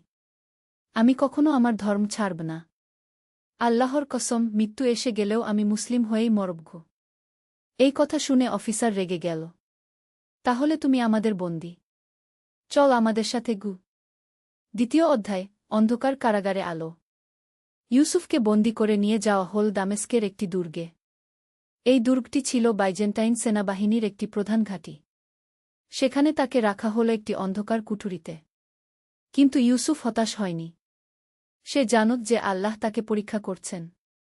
কুরআন শরীফে আল্লাহ তায়ালা বলেছেন, আর আমি অবশ্যই তোমাদেরকে পরীক্ষা করব কিছু ভয়, ক্ষুধা এবং জান, মাল ও ফসলের ক্ষতির মাধ্যমে। আর ধৈর্যশীলদের সুখবর দাও। সূরা বাকারা 155। প্রতিদিন সকাল এবং সন্ধ্যায় বাইজেন্টাইন কর্মকর্তারা তার কাছে আসত এবং তাকে ইসলাম ধর্ম ত্যাগ করতে চাপ দিত। কিন্তু ইউসুফ প্রতিবারই বলত, লা ইলাহা ইল্লাল্লাহু মুহাম্মাদুর রাসূলুল্লাহ গো। একদিন তার কাছে এল দুর্গের প্রধান কমান্ডার জেনারেল নিকোলাস। তিনি ছিলেন একজন অভিজ্ঞ সৈনিক এবং অনেক যুদ্ধে জয়লাভ করেছিলেন। ইউসুফ, জেনারেল নিকোলাস বলল, আমি তোমার সাহসের প্রশংসা করি। কিন্তু এই জেদ তোমার কোনো কাজে আসবে না। তোমার পরিবার তোমার জন্য চিন্তিত। তারা জানে না তুমি কোথায়। তুমি যদি আমাদের সাথে যোগ দাও, তাহলে শুধু তুমিই না, তোমার পুরো গ্রাম নিরাপদ থাকবে। এই কথায় ইউসুফের মন একটু দুর্বল হয়ে গেল। সে তার পরিবার এবং গ্রামের মানুষদের কথা ভাবতে লাগল। কিন্তু তখনই তার মনে পড়ল রাসূলুল্লাহ সাল্লাল্লাহু আলাইহি ওয়াসাল্লাম এর হাদিস। যে ব্যক্তি আল্লাহর সন্তুষ্টির জন্য মানুষের অসন্তুষ্টি মেনে নেয়, আল্লাহ তাকে মানুষের অসন্তুষ্টি থেকে রক্ষা করেন। আর যে ব্যক্তি মানুষের সন্তুষ্টির জন্য আল্লাহর অসন্তুষ্টি মেনে নেয়, আল্লাহ তাকে মানুষের হাতে ছেড়ে দেন। এই হাদিস মনে পড়তেই ইউসুফের দুর্বলতা চলে গেল। সে দৃঢ়ভাবে বলল, জেনারেল, আমি আপনাকে একটি কথা বলি। আমি আমার ধর্মের জন্য আমার জীবন দিতে পারি, কিন্তু আমার জীবনের জন্য আমার ধর্ম ছাড়তে পারি না। তৃতীয় অধ্যায়, অপ্রত্যাশিত বন্ধুত্ব। ইউসুফের এই কথা শুনে জেনারেল নিকোলাস অবাক হয়ে গেল।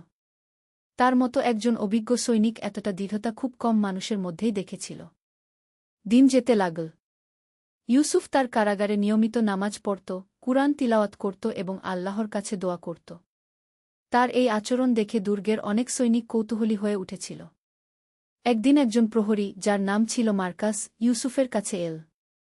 সে ছিল একজন সাধারণ সৈনিক, কিন্তু তার মধ্যে ছিল সত্য জানার আগ্রহ। ইউসুফ, মার্কাস বলল, আমি তোমাকে প্রতিদিন দেখি। তুমি এত কষ্টের মধ্যেও হাসো, শান্ত থাকো। তোমার এই শক্তি কোথা থেকে আসে? ইউসুফ মার্কাসের আন্তরিকতা বুঝতে পারল। সে বলল, মার্কাস, আমার শক্তি আসে আল্লাহর কাছ থেকে। আমি বিশ্বাস করি যে তিনি সবকিছু নিয়ন্ত্রণ করেন। আমার সাথে যা হচ্ছে সেটাও তার ইচ্ছা। আমি জানি তিনি আমার জন্য যা ভালো সেটাই করবেন। কিন্তু তুমি তো বন্দী। তোমার স্বাধীনতা নেই। স্বাধীনতা শুধু শরীরের বিষয় নয় মার্কাস। আসল স্বাধীনতা হল আত্মার স্বাধীনতা। আমি আমার বিশ্বাসে স্বাধীন। কেউ আমাকে বাধ্য করতে পারে না যা আমি সত্য বলে মনে করি না তা বলতে। এই কথোপকথন মার্কাসের মনে গভীর প্রভাব ফেল। সে ইসলাম সম্পর্কে আরও জানতে চাইল। ইউসুফ তাকে ইসলামের মূল বিষয়গুলি বল, একত্ববাদ, রাসূলদের প্রেরণ, আখিরাতের বিচার এবং মানবজাতির প্রতি আল্লাহর রহমত। সে তাকে বল কিভাবে ইসলাম মানুষকে একটি পূর্ণাঙ্গ জীবন ব্যবস্থা দেয়া। চতুর্থ অধ্যায়, যুদ্ধের ডাক।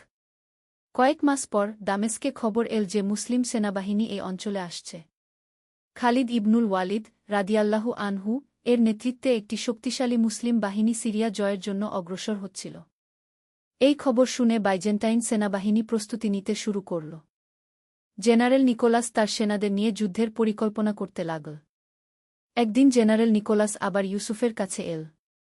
এবার তার চেহারায় ছিল চিন্তা এবং উদ্বেগ। ইউসুফ, সে বলল, তোমার মুসলিম ভাইরা আসছে। যুদ্ধ হবে।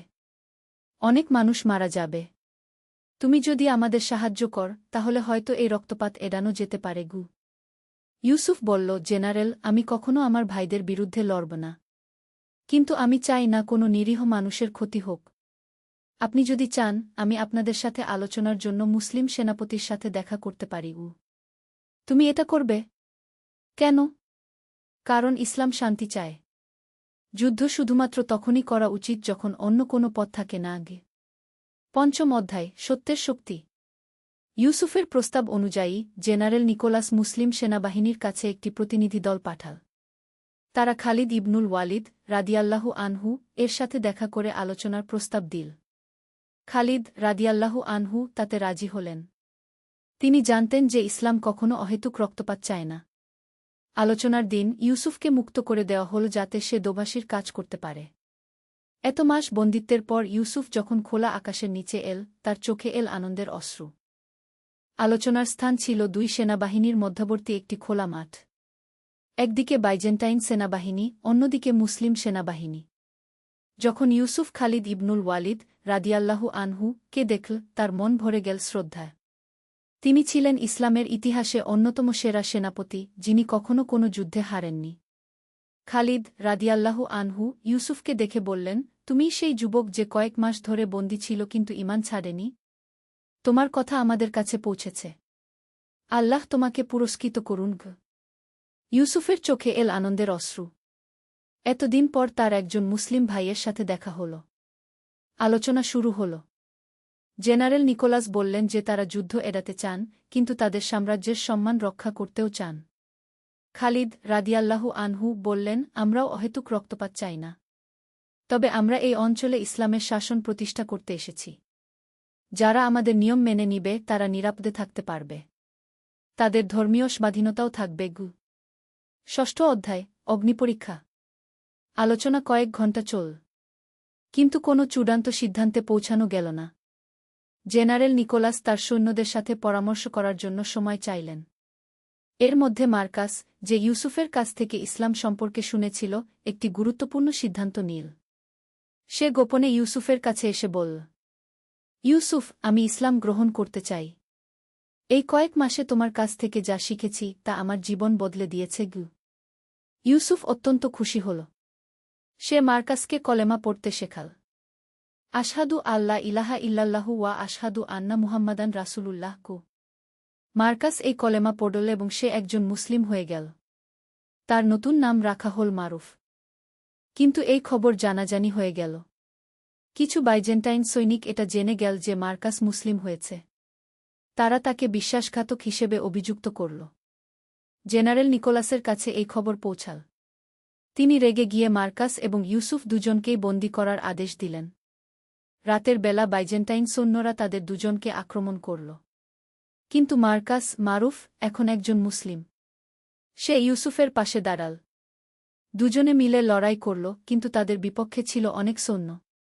শেষ পর্যন্ত তারা আহত হয়ে পড়ে গেল। মার্কাস মারুফ মৃত্যুর সময় বলল, ইউসুফ ভাই, আমি শাহাদাত লাভ করছি। আল্লাহকে বল আমি তার সন্তুষ্টির জন্য মৃত্যুবরণ করলাম। এই বলে মার্কাস মারুফ শাহাদাত লাভ করল। ইউসুফ তার মৃত বন্ধুর পাশে কান্নায় ভেঙে পড়ল।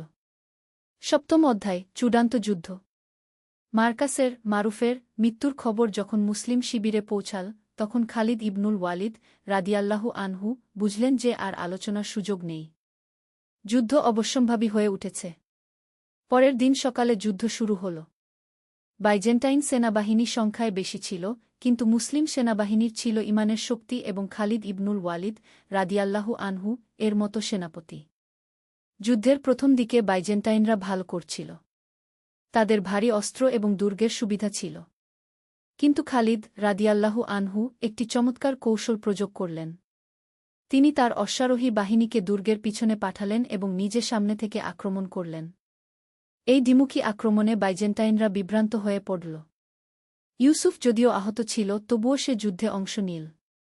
তার হাতে ছিল একটি তলোয়ার এবং তার মনে ছিল তার বন্ধু মারুফের প্রতিশোধ নেওয়ার স্পৃহা। যুদ্ধের এক পর্যায়ে ইউসুফের সম্মুখীন হল জেনারেল নিকোলাস। দুজনের মধ্যে দ্বন্দ্বযুদ্ধ শুরু হল।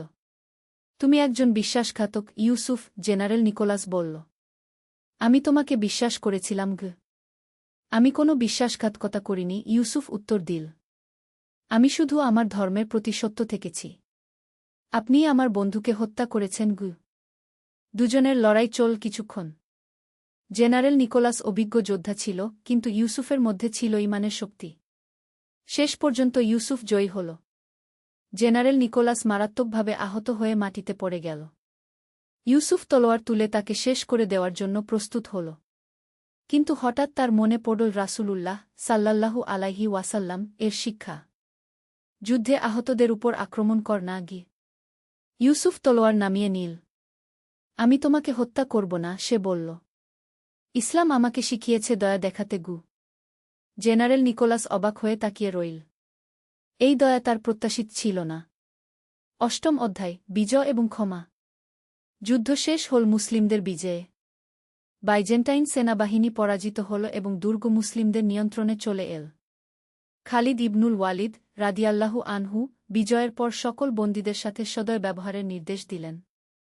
তিনি বলেছিলেন, আমরা জয়ী হয়েছি, কিন্তু আমাদের বিজয় হবে ইসলামের শিক্ষা অনুযায়ী। কোনো নিরীহ মানুষের ক্ষতি করা যাবে না গি। ইউসুফ তার বন্ধু মারুফের জানাজায় অংশ নিল। মারুফ একজন শহীদ হিসেবে দাফন করা হল।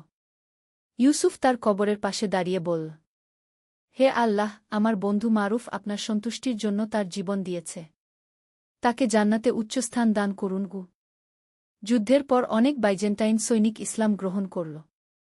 তারা মুসলিমদের আচরণ এবং তাদের ন্যায়পরায়ণতা দেখে প্রভাবিত হয়েছিল। জেনারেল নিকোলাস, যিনি এখন সুস্থ হয়ে উঠেছিলেন, একদিন ইউসুফের কাছে এল। ইউসুফ, তিনি বললেন, আমি তোমার কাছে ক্ষমা চাইতে এসেছি। আমি ভুল করেছি। তোমার বন্ধু মারুফের মৃত্যুর জন্য আমি দায়ী। ইউসুফ তার দিকে তাকিয়ে বলল, জেনারেল, আল্লাহ ক্ষমাশীল এবং করুণাময়। যদি আপনি সত্যিকারের তওবা করেন তাহলে তিনি আপনাকে ক্ষমা করবেন। আমিও আপনাকে ক্ষমা করে দিলাম গে। এই উদারতা দেখে জেনারেল নিকোলাসের মন নরম হয়ে গেল। তিনি ইসলাম সম্পর্কে জানতে চাইলেন। নবম অধ্যায়, নতুন সূর্যোদয়। কয়েক সপ্তাহ পর জেনারেল নিকোলাসও ইসলাম গ্রহণ করলেন। তার নতুন নাম রাখা হল নাসির। ইউসুফ তার পরিবারের কাছে ফিরে গেল। তার পিতা আহমদ এবং মা আয়েশা তাকে দেখে অত্যন্ত খুশি হলেন। তারা আল্লাহর কাছে শুকরিয়া আদায় করলেন যে তাদের ছেলে সুস্থ এবং ঈমানদার অবস্থায় ফিরে এসেছে। আব্বু, ইউসুফ বলল, এই কয়েক মাস আমি অনেক কিছু শিখেছি। আমি বুঝেছি যে ঈমানের পরীক্ষা খুবই কঠিন, কিন্তু যারা ধৈর্য ধরে, আল্লাহ তাদের সাহায্য করেন গু। তার পিতা বললেন, বেটা, আল্লাহ তায়ালা বলেছেন, যারা বলেছে আমাদের রব আল্লাহ, অতঃপর তাতে অবিচল থেকেছে, তাদের কাছে ফেরেশতারা নাজিল হয় এই বলে যে, ভয় পেজো না এবং দুঃখ করো না। আর সেই জান্নাতের সুসংবাদ নাও যার প্রতিশ্রুতি তোমাদের দেওয়া হয়েছিল। সূরা ফুসিলাত ৩:০। ইউসুফ এখন নূরপুর গ্রামে ফিরে এসে মানুষদের ইসলামের দাওয়াত দিতে শুরু করল। তার অভিজ্ঞতা এবং দৃঢ়তার কাহিনী অনেক মানুষকে অনুপ্রাণিত করল। নাসির, পূর্বের জেনারেল নিকোলাস এবং অন্যান্য নতুন মুসলিমরাও এই কাজে যোগ দিল। তারা তাদের নিজেদের সম্প্রদায়ের মানুষদের ইসলামের সুন্দর শিক্ষার কথা বলতে লাগল। দশম অধ্যায়, উত্তরাধিকার।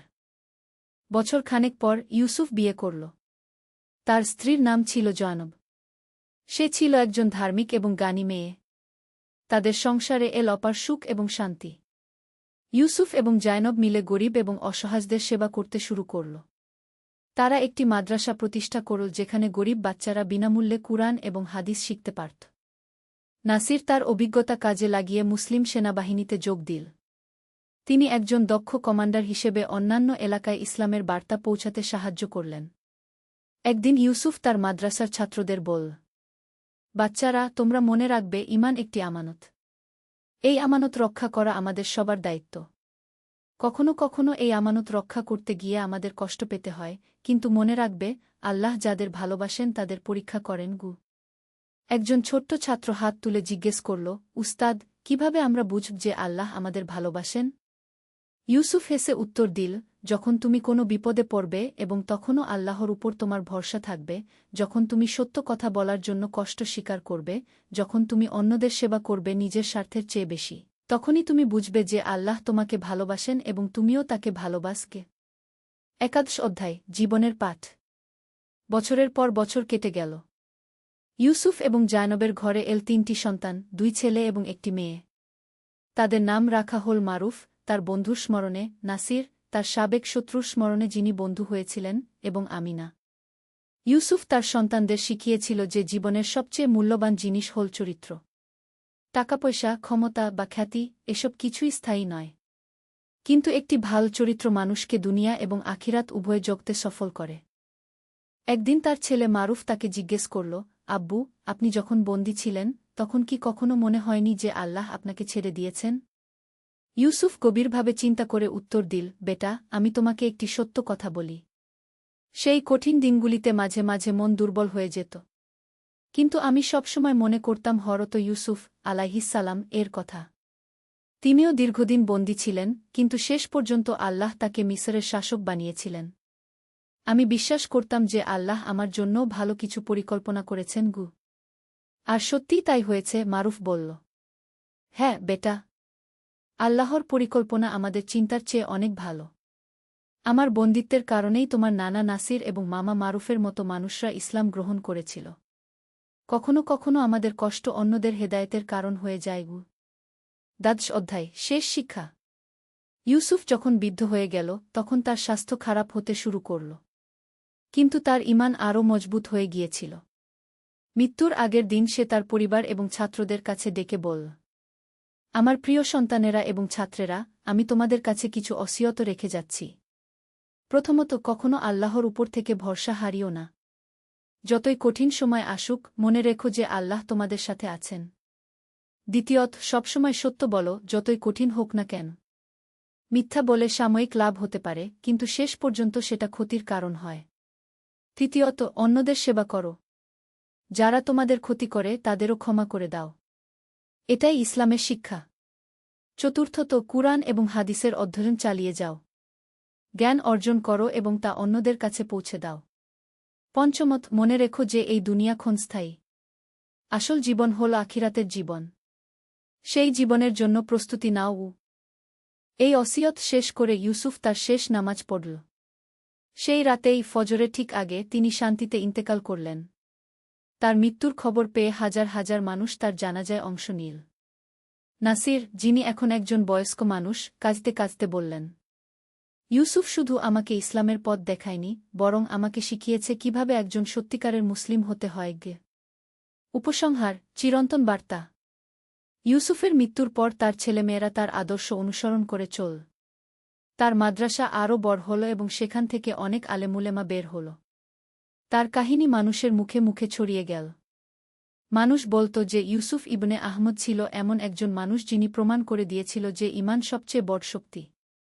আজও যখন কোনো মুসলিম কঠিন পরিস্থিতিতে পড়ে, তখন সে ইউসুফের কাহিনী মনে করে। সে মনে করে যে যদি ইউসুফ কয়েক মাসের বন্দিত্ব সহ্য করে তার ঈমান রক্ষা করতে পারে, তাহলে সেও পারবে। এই কাহিনীর মূল শিক্ষা হল যে ঈমান শুধু মুখের কথা নয়, বরং এটি একটি জীবনযাত্রা। যারা সত্যিকারের ঈমান রাখে, তাদের সে ঈমান সকল পরীক্ষায় অটুট থাকে। আল্লাহ তাআলা পবিত্র কুরআনে বলেছেন, হে ঈমানদারগণ! তোমরা ধৈর্য ও নামাজের মাধ্যমে সাহায্য চাও। নিশ্চয় আল্লাহ ধৈর্যশীলদের সাথে আছেন। গু সূরা বাকারাহ 153। ইউসুফের জীবনী এই আয়াতের জ্বলন্ত উদাহরণ। তিনি ধৈর্য ধরেছিলেন, নামাজ কায়েম রেখেছিলেন এবং আল্লাহও তার সাথে ছিলেন। আমাদের সবার জীবনেই ছোট বড় পরীক্ষা আসে। কেউ অর্থনৈতিক সংকটে পড়ে, কেউ অসুস্থতায় ভোগে, কেউ পারিবারিক সমস্যায় জর্জরিত হয়। এসব সময়ে ইউসুফের মতো ধৈর্য ধরা এবং আল্লাহর উপর ভরসা রাখা আমাদের জন্য অনুকরণীয়। ইউসুফের কাহিনী আমাদের শেখায় যে সত্যের জন্য কষ্ট স্বীকার করা গৌরবের বিষয়। শত্রুদেরও ক্ষমা করা এবং তাদের হেদায়েতের জন্য চেষ্টা করা ইসলামের শিক্ষা। একজন মানুষের দৃঢ় ঈমান অনেক মানুষের জীবন বদলে দিতে পারে। আল্লাহর পরিকল্পনা সবসময় আমাদের চিন্তার চেয়ে ভালো। আল্লাহ তাআলা আমাদের সবাইকে ইউসুফ ইবনে আহমদের মতো দৃঢ় ঈমান এবং উত্তম চরিত্র দান করুন। আমিন। আল্লাহুম্মা আতিনা ফিদ দুনিয়া হাসানাতান ওয়া ফিল আখিরাতি হাসানাতান ওয়া কিনা আযাবান্নার। গু হে আল্লাহ! আমাদের দুনিয়াতে কল্যাণ দিন, আখিরাতেও কল্যাণ দিন এবং জাহান্নামের আগুন থেকে রক্ষা করুন। গু আল্লাহর রহমত। একটি ইসলামিক গল্প। প্রথম অধ্যায়, যুদ্ধের ডাক। হিজরি 635 সালের কথা। সিরিয়ার দামেস্কের কাছাকাছি এক ছোট্ট গ্রাম আল হাওরান। গ্রামটি সবুজ পাহাড়ের পাদদেশে অবস্থিত, যেখানে জলপাইয়ের বাগান আর খেজুর গাছে ভরা। এই গ্রামে বাস করত একটি দরিদ্র পরিবার, আবু সাইদ আল আনসারী, তার স্ত্রী উম্মে খালিদা এবং তাদের একমাত্র সন্তান খালিদ। আবু সাইদ ছিল একজন কামার। তার ছোট্ট দোকানে তিনি কৃষকদের জন্য লাঙ্গল, কোদাল আর তরোয়াল তৈরি করতেন। যদিও তার আয় খুব বেশি ছিল না, কিন্তু তিনি ছিলেন অত্যন্ত ন্যায়পরায়ণ আর ধার্মিক। প্রতিদিন ফজরের নামায়ের পর তিনি কুরআন তেলাওয়াত করতেন এবং আল্লাহর কাছে দোয়া করতেন যেন তার পরিবারের রিক হালাল হয়। খালিদ তখন ২০ বছরের এক যুবক। লম্বা, সুঠাম গড়ন, কালো চুল আর উজ্জ্বল চোখ। সে তার বাবার কাজে সাহায্য করত এবং ইসলামী শিক্ষায় শিক্ষিত ছিল।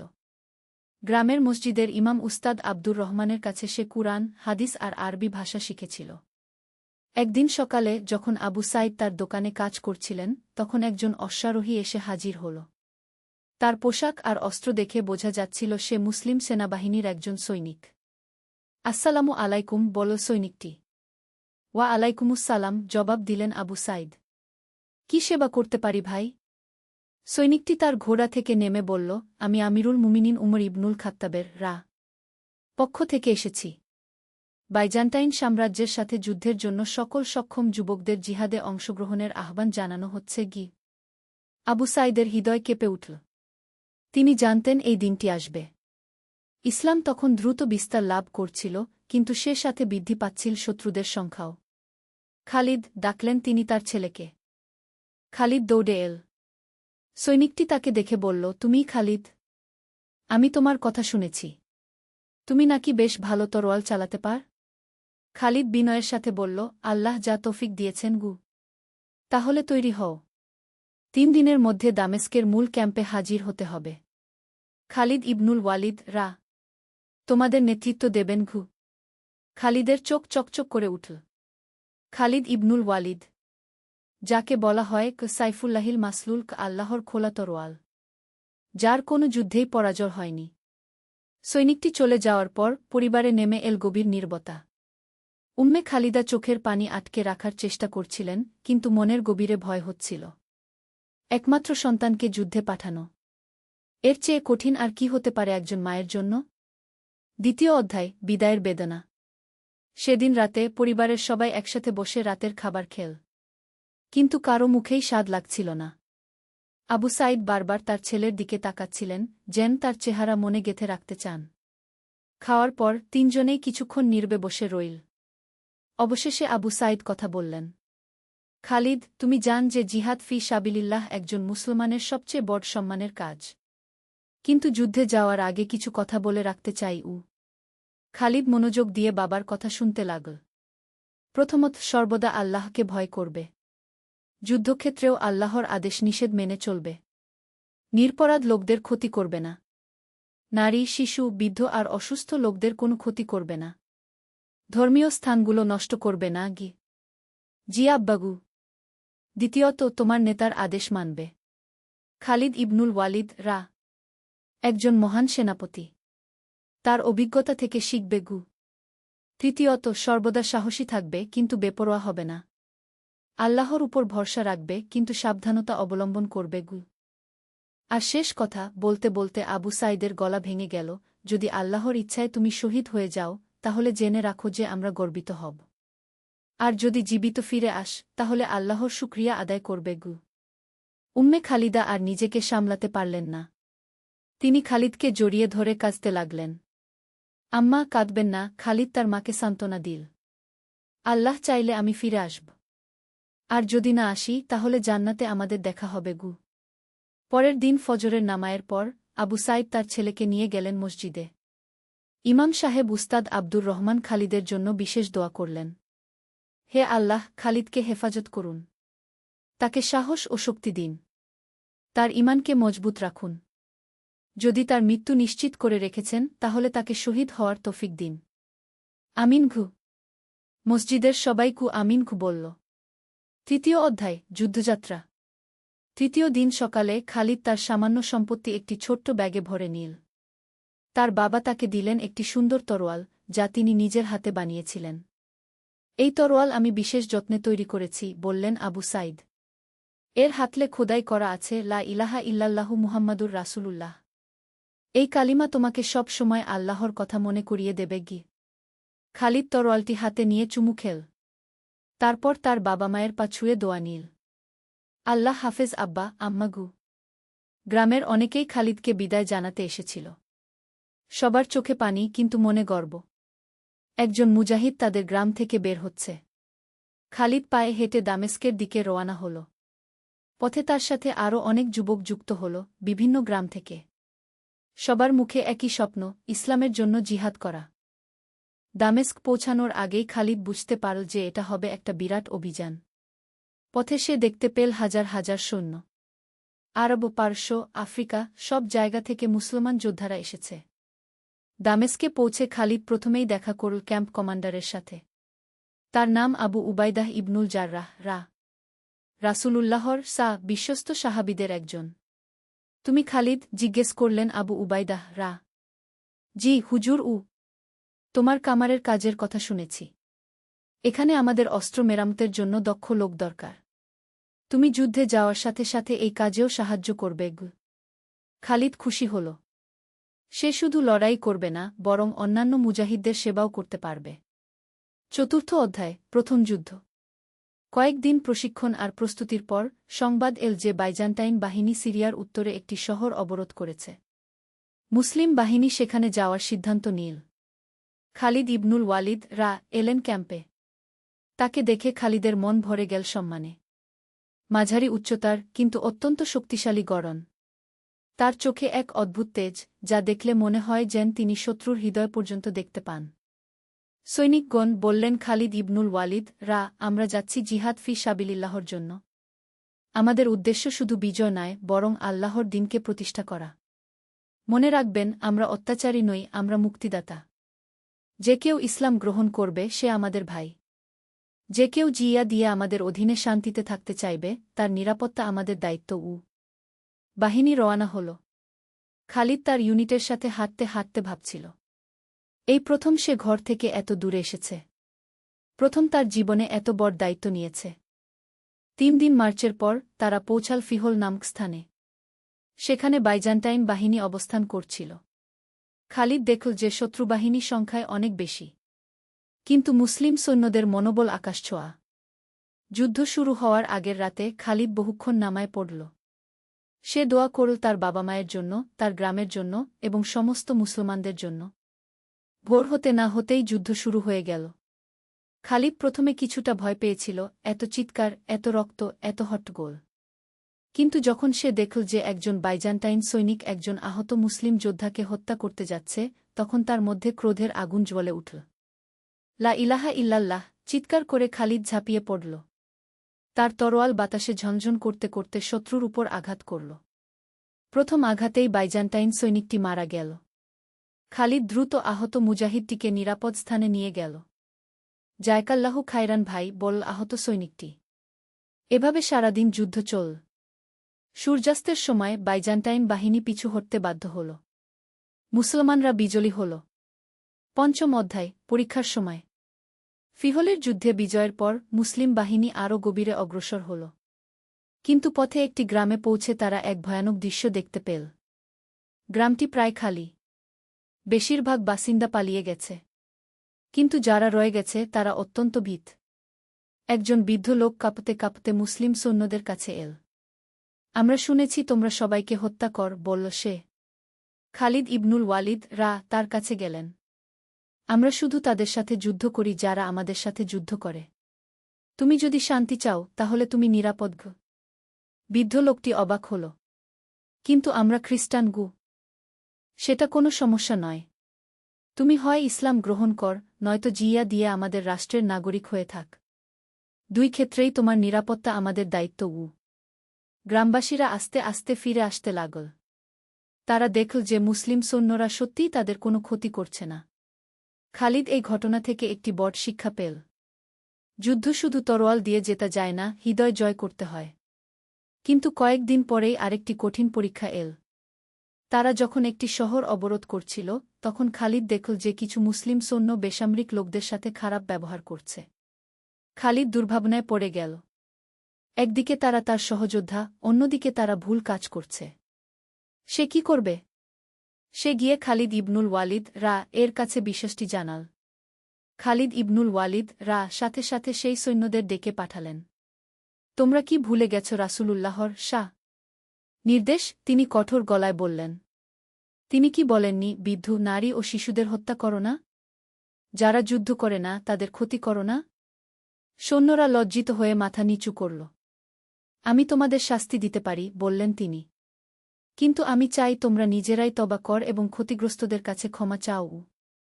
খালিদ এই ঘটনা থেকে আরেকটি শিক্ষা পেল, সত্য বলা, এমনকি নিজের সাথীদের বিরুদ্ধে হলেও, একজন মুসলমানের কর্তব্য। ষষ্ঠ অধ্যায়, বন্ধুত্ব ও ত্যাগ। অভিযান চলার সাথে সাথে খালিদের বেশ কিছু ভালো বন্ধু হল। তার মধ্যে সবচেয়ে ঘনিষ্ঠ ছিল সালিম আল মিসরি। সে মিশর থেকে এসেছিল। খালিদের চেয়ে কয়েক বছরের বড়, কিন্তু অত্যন্ত বিনয়ী এবং ধার্মিক। সালিম ছিল হাফেজে কুরআন। প্রতিদিন ফজরের নামায়ের পর সে কুরআন তেলাওয়াত করত। তার কণ্ঠ এত সুন্দর ছিল যে সবাই মুগ্ধ হয়ে শুনত।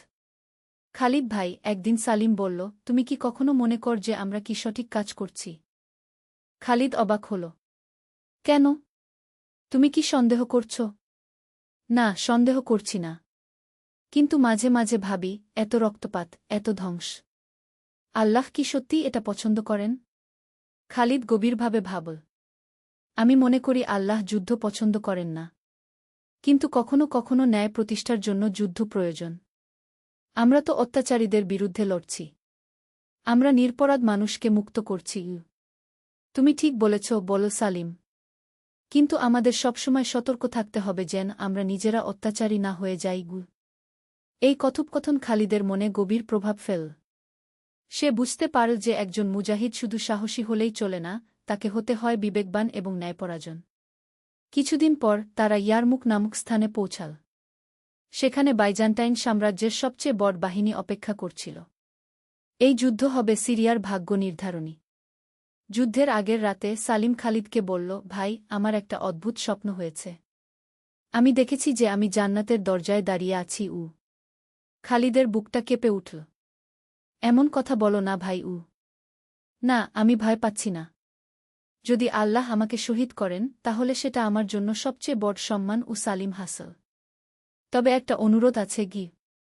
কি? যদি আমি মারা যাই, তাহলে তুমি আমার মায়ের কাছে একটা চিঠি নিয়ে যাবে। বলবে যে তার ছেলে ঈমানের উপর মারা গেছে। খালিদ কিছু বলতে পারল না। সে শুধু তার বন্ধুকে জড়িয়ে ধরল। সপ্তম অধ্যায়, ইয়ারমুকের যুদ্ধ। ইয়ারমুকের যুদ্ধ শুরু হল ভোরের সাথে সাথে। এটা ছিল এমন এক যুদ্ধ যা ইতিহাসে স্থান পেয়েছে। একদিকে বাইজান্টাইন সাম্রাজ্যের বিশাল বাহিনী, অন্যদিকে মুসলমানদের ছোট কিন্তু দৃঢ়প্রতিজ্ঞ সেনাদল। খালিদ ইবনুল ওয়ালিদ যুদ্ধ শুরুর আগে সৈন্যদের উদ্দেশ্যে ভাষণ দিলেন। হে মুজাহিদগণ! আজ আল্লাহ আমাদের পরীক্ষা করবেন। আমরা কি সত্যিকারের মুমিন নাকি শুধু মুখে দাবিদার, সেটা আজ প্রমাণিত হবে। মনে রাখবেন, আমরা লড়ছি আল্লাহর জন্য, দুনিয়ার জন্য নয়। জয় হোক বা মৃত্যু, আল্লাহর কাছে আমাদের প্রতিদান নিশ্চিত। আল্লাহু আকবর! চিৎকার করে উঠল হাজারো কণ্ঠ। যুদ্ধ শুরু হতেই খালিদ দেখল যে এটা তার আগের যুদ্ধগুলির চেয়ে অনেক কঠিন। শত্রুবাহিনী ভারী অস্ত্রশস্ত্রে সজ্জিত এবং সুসংগঠিত। প্রথম কয়েক ঘণ্টায় মুসলিম বাহিনী প্রচণ্ড চাপে পড়ে গেল। অনেক সৈন্য আহত হল। কিছুক্ষণের জন্য মনে হল যে তারা হয়তো পরাজিত হবে। ঠিক এই মুহূর্তে খালিদ দেখল যে সালিম একা একটা পুরো স্কোয়াড্রনের সাথে লড়ছে। তার শরীরে ইতিমধ্যে বেশ কয়েকটি ক্ষত, কিন্তু সে লড়ে যাচ্ছে। লা ইলাহা ইল্লাল্লাহু মুহাম্মাদুর রাসূলুল্লাহ চিৎকার করতে করতে সালিম শত্রুদের উপর ঝাঁপিয়ে পড়ল। খালিদ দৌড়ে গেল তার বন্ধুকে সাহায্য করতে। কিন্তু সে পৌঁছানোর আগেই একটি বর্ষা সালিমের বুকে বিদ্ধ হল। সালিম! চিৎকার করে খালিদ তার বন্ধুর কাছে পৌঁছাল। সালিম মাটিতে পড়ে গেছে, কিন্তু তার ঠোঁটে হাসি। খালিদ ভাই! কষ্ট করে বলল সে। আমার স্বপ্ন সত্যি হল। কথা বলো না। আমি তোমাকে নিরাপদ জায়গায় নিয়ে যাচ্ছি। না, আমার সময় এসে গেছে। সালিমের চোখ ঝলমল করছে। শোন, আমার মায়ের কাছে। বলো, আমি জান্নাতে তার জন্য দোয়া করব। এই বলে সালিম তার শেষ নিঃশ্বাস ত্যাগ করল। তার মুখে এক অদ্ভুত প্রশান্তি। খালিদের চোখে পানি এসে গেল। কিন্তু যুদ্ধক্ষেত্রে কান্নার সময় নেই। সে তার বন্ধুর চোখ বন্ধ করে দিল এবং তার জন্য একটি ছোট দোয়া পড়ল। এরপর সে উঠে দাঁড়াল। তার হৃদয়ে এখন প্রচণ্ড ক্রোধ, কিন্তু সেই ক্রোধ ন্যায়ের পক্ষে। আল্লাহু আকবর! চিৎকার করে সে শত্রুদের উপর ঝাঁপিয়ে পড়ল। অষ্টম অধ্যায়, বিজয় ও শিক্ষা। খালিদের সাহস দেখে অন্যান্য মুজাহিদরাও অনুপ্রাণিত হল। খালিদ ইবনুল ওয়ালিদ এই সুযোগে একটি চমৎকার কৌশল প্রয়োগ করলেন। তিনি একটি অংশের সৈন্যদের নিয়ে শত্রুদের পেছন দিক থেকে আক্রমণ করলেন। এই অভূতপূর্ব কৌশলের ফলে বাইজান্টাইন বাহিনী বিভ্রান্ত হয়ে পড়ল। তারা বুঝতে পারল না যে কোনো দিকে মনোযোগ দেবে। সূর্যাস্তের আগেই যুদ্ধের ফলাফল স্পষ্ট হয়ে গেল। বাইজান্টাইন বাহিনী পরাজিত হয়েছে। মুসলমানরা জিতেছে। কিন্তু এই বিজয়ে খালিদের তেমন আনন্দ হল না। তার মন পড়ে আছে তার বন্ধু সালিমের কাছে। যুদ্ধ শেষ হওয়ার পর খালিদ গেল সালিমের লাশের কাছে। সে দেখল যে তার বন্ধুর মুখে এখনও সেই প্রশান্ত হাসি। তুমি ঠিকই বলেছিলে ভাই, ফিসফিস করে বল খালিদ। তুমি জান্নাতে পৌঁছে গেছ। খালিদ ইবনুল ওয়ালিদ তার কাছে এলেন। খালিদ, তুমি আজ অসাধারণ সাহসিকতা দেখিয়েছ, বললেন তিনি। কিন্তু আমি দেখেছি যে তুমি দুঃখিত। এটাই স্বাভাবিক। একজন মুজাহিদের হৃদয়ে দয়া থাকা উচিতকে। হুজুর, সালিম ছিল আমার সবচেয়ে ভালো বন্ধু গো। আমি জানি। কিন্তু মনে রাখো, সে শহীদ হয়েছে। এর চেয়ে বড় সম্মান আর কি হতে পারে? তার জন্য দুঃখ নয়, বরং আল্লাহর শুকরিয়া করক। খালিদ বুঝতে পারল যে তিনি ঠিক বলেছেন। শহীদদের জন্য কান্নাকাটি করা ঠিক নয়, বরং তাদের জন্য দোয়া করা উচিত। নবম অধ্যায়, ঘরে ফেরা। ইয়ারমুকের যুদ্ধের পর সিরিয়ায় মুসলমানদের অবস্থান পাকাপোক্ত হয়ে গেল। আরও কয়েক মাস বিভিন্ন ছোট ছোট যুদ্ধ হল, কিন্তু সেগুলি তেমন বড় ছিল না। খালিদ এই সময়ে অনেক কিছু শিখল। সে শিখল যে যুদ্ধ শুধু তরোয়াল চালানো নয়, বরং কৌশল, ধৈর্য এবং ন্যায়বিচার। সে শিখল যে একজন সত্যিকারের মুজাহিদ শুধু নিজের জান দিতে প্রস্তুত থাকে না, বরং অন্যদের জান বাঁচানোর জন্যও চেষ্টা করে। একদিন আবু উবাইদাহ ইবনুল জাররাহ খালিদকে ডেকে বললেন, খালিদ, তোমার পরিবার তোমার জন্য অপেক্ষা করছে। তুমি চাইলে এবার ঘরে ফিরে যেতে পারগু। খালিদের মন খুশিতে ভরে গেল। কতদিন পর সে তার বাবা মায়ের কাছে ফিরে যাবে। কিন্তু তার মনে একটা দ্বিধা ছিল। হুজুর, আমি যদি এখন চলে যাই তাহলে কি আমার কর্তব্য পালন সম্পূর্ণ হবে? আবু উবাইদাহ হাসলেন। খালিদ, জিহাদ শুধু যুদ্ধক্ষেত্রে নয়। তুমি যদি ঘরে গিয়ে তোমার বাবা মায়ের সেবা কর, সৎ জীবিকা অর্জন কর এবং ইসলামের শিক্ষা অনুযায়ী জীবন যাপন কর, তাহলে সেটাও জিহাদ। খালিদ বুঝতে পারল যে তিনি ঠিক বলেছেন। জিহাদের অর্থ শুধু যুদ্ধ নয়, বরং জীবনের প্রতিটি ক্ষেত্রে আল্লাহর পথে চেষ্টা করা। বিদায়ের সময় অনেক সহযোদ্ধা তাকে বিদায় জানাল। খালিদ প্রত্যেকের কাছ থেকে দোয়া নিল। খালিদ ইবনুল ওয়ালিদ তাকে একটি বিশেষ উপহার দিলেন, একটি আংটি, যাতে লেখা ছিল ও আল্লাহর উপর ভরসা গু। এই আংটি তোমাকে সবসময় মনে করিয়ে দেবে যে আল্লাহই আমাদের একমাত্র অভিভাবক, বললেন তিনি। দশম অধ্যায়, মায়ের কোল। ঘরে ফেরার পথ দীর্ঘ ছিল, কিন্তু খালিদের মন ছিল আনন্দে ভরা। সে সালিমের মায়ের বাড়িতেও গেল। সেই বয়স্ক মহিলা যখন শুনলেন যে তার ছেলে শহীদ হয়েছে, তখন তিনি কেঁদে ফেললেন। কিন্তু খালিদ যখন তাকে সালিমের শেষ কথাগুলি বলল, তখন তার চোখে গর্বের আভা ফুটে উঠল। আল্লাহ আমার ছেলেকে কবুল করেছেন, বললেন তিনি। আমার আর কি চাওয়ার আছে? অবশেষে খালিদ পৌঁছাল তার নিজের গ্রামে। গ্রামের লোকজন তাকে দেখে খুশিতে চিৎকার করে উঠল। খালিদ ফিরে এসেছে। আমাদের মুজাহিদ ফিরে এসেছে। কিন্তু খালিদ সোজা চলে গেল তার ঘরে। দরজার সামনে দাঁড়িয়ে সে দেখল তার বাবা মা বাইরে এসেছেন। আব্বা, আম্মা। খালিদ দৌড়ে গিয়ে তাদের পা ছুঁয়ে সালাম করল। উম্মে খালিদা তার ছেলেকে জড়িয়ে ধরে কাঁদতে লাগলেন। আবু সাইদের চোখেও পানি, কিন্তু সেই পানি আনন্দের। আল্লাহর শুকরিয়া, বললেন তিনি। আমার ছেলে নিরাপদে ফিরে এসেছে গিয়ে। সেদিন রাতে তিনজনে একসাথে বসে খালিদ তার অভিজ্ঞতার কথা বলল। সে বলল যুদ্ধের কথা, বিজয়ের কথা, কিন্তু সবচেয়ে বেশি বলল তার বন্ধু সালিমের কথা। আব্বা, আমি বুঝেছি যে জিহাদ শুধু যুদ্ধক্ষেত্রে নয়। এটা জীবনের প্রতিটি ক্ষেত্রে কি? আবু সাইদ সন্তুষ্ট হয়ে মাথা নাড়লেন। তুমি ঠিক বুঝেছ পুত্র। এখন তোমার কাজ হল এই অভিজ্ঞতা কাজে লাগিয়ে একজন ভালো মুসলমান হয়ে জীবন যাপন করা। একাদশ অধ্যায়, নতুন জীবন। খালিদ গ্রামে ফিরে এসে আবার তার বাবার কামারের কাজে যুক্ত হল। কিন্তু এখন তার কাজের ধরন পাল্টে গেছে। যুদ্ধক্ষেত্রে অস্ত্র তৈরির অভিজ্ঞতা কাজে লাগিয়ে সে আরও ভাল লাঙ্গল, কোদাল এবং অন্যান্য যন্ত্রপাতি বানাতে লাগল। কিন্তু সবচেয়ে বড় পরিবর্তন হল তার চরিত্রে। যুদ্ধের অভিজ্ঞতা তাকে আরও ধৈর্যশীল, আরও দয়ালু এবং আরও বিবেকবান করেছে।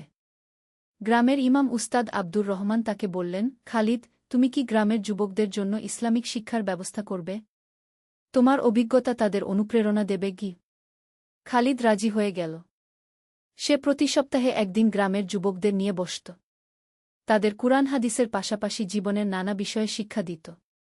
একদিন একজন যুবক জিজ্ঞেস করল, খালিদ ভাই, যুদ্ধে যাওয়া কি সবার জন্য ফরজ? খালিদ ভাবল কিছুক্ষণ। তারপর বলল, জিহাদ অনেক রকম হতে পারে। কারো জন্য যুদ্ধক্ষেত্রে যাওয়া, কারো জন্য বিদ্যা অর্জন করা, কারো জন্য দরিদ্রদের সেবা করা। গুরুত্বপূর্ণ হল নিয়ত, তুমি কি আল্লাহর সন্তুষ্টির জন্য কাজ করছ, নাকি নিজের স্বার্থের জন্য? আরেকদিন এক তরুণী পর্দার আড়াল থেকে জিজ্ঞেস করল, নারীরা কিভাবে জিহাদ করতে পারে? খালিদ বলল, নারীদের জিহাদ হল সন্তান লালন-পালন করে তাদের ভাল মুসলমান হিসেবে গড়ে তোলা, স্বামী সংসারের খেদমত করা, সমাজের কল্যাণমূলক কাজে অংশগ্রহণ করা, প্রয়োজনে চিকিৎসা সেবা দেয়া। এগুলো সবই জিহাদের অন্তর্ভুক্ত। দ্বাদশ অধ্যায়, বিবাহ ও সংসার। খালিদ যখন ২৫ বছর বয়সে পৌঁছাল, তখন তার বাবা মা তার বিয়ের কথা ভাবতে লাগলেন। গ্রামে আয়েশা নামে একটি মেয়ে ছিল, যে ছিল অত্যন্ত ধার্মিক এবং চরিত্রবতী। তার বাবা ছিলেন গ্রামের একজন সম্মানিত শিক্ষক। খালিদের বাবা মা আয়েশার পরিবারের কাছে প্রস্তাব নিয়ে গেলেন। আয়েশার বাবা খালিদের চরিত্র এবং ধর্মনিষ্ঠার কথা জানতেন, তাই তিনি রাজি হয়ে গেলেন। বিয়ের অনুষ্ঠান সাদাসিধেভাবে সম্পন্ন হল। খালিদ যুদ্ধ থেকে যে সামান্য অর্থ নিয়ে এসেছিল তা দিয়েই সংসার শুরু করল। আয়েশা ছিল একজন আদর্শ স্ত্রী। সে শুধু ঘরের কাজকর্মই করত না, বরং খালিদের ইসলামিক শিক্ষার কাজেও সাহায্য করত। গ্রামের মেয়েদের তিনি কুরআন ও ইসলামী আদবকায়দা শেখাতেন। ১ বছর পর আল্লাহ তাদের এক পুত্র সন্তান দিলেন। খালিদ তার নাম রাখল সালিম, তার শহীদ বন্ধুর নামে। যখন ছোট্ট সালিমকে দেখত, তখন খালিদের মনে পড়ত তার বন্ধু সালিমের কথা। সে মনে মনে প্রতিজ্ঞা করল যে তার ছেলেকে সে এমনভাবে গড়ে তুলবে যেন সে তার নামদাতার মতো একজন ন্যায়পরায়ণ এবং আল্লাহভীরু মানুষ হয়। ত্রয়োদশ অধ্যায়, দুর্ভিক্ষের পরীক্ষা। খালিদের শান্তিপূর্ণ জীবনে একদিন বিপদ এল। সেই বছর সিরিয়া অঞ্চলে ভয়াবহ খরা হল। কয়েক মাস কোনো বৃষ্টি হল না। ফসল নষ্ট হয়ে গেল। মানুষের মধ্যে খাবারের অভাব দেখা দিল। খালিদের পরিবারের অবস্থাও খারাপ হয়ে গেল। কামারের কাজ কমে গেল, কারণ মানুষের কাছে অর্থ নেই। খাবার কিনতে হল অনেক বেশি দামে। একদিন খালিদ দেখল যে গ্রামের একজন বৃদ্ধ মানুষ ক্ষুধায় মারা যেতে বসেছেন। তার ঘরে কোনো খাবার নেই, কোনো সাহায্যকারীও নেই।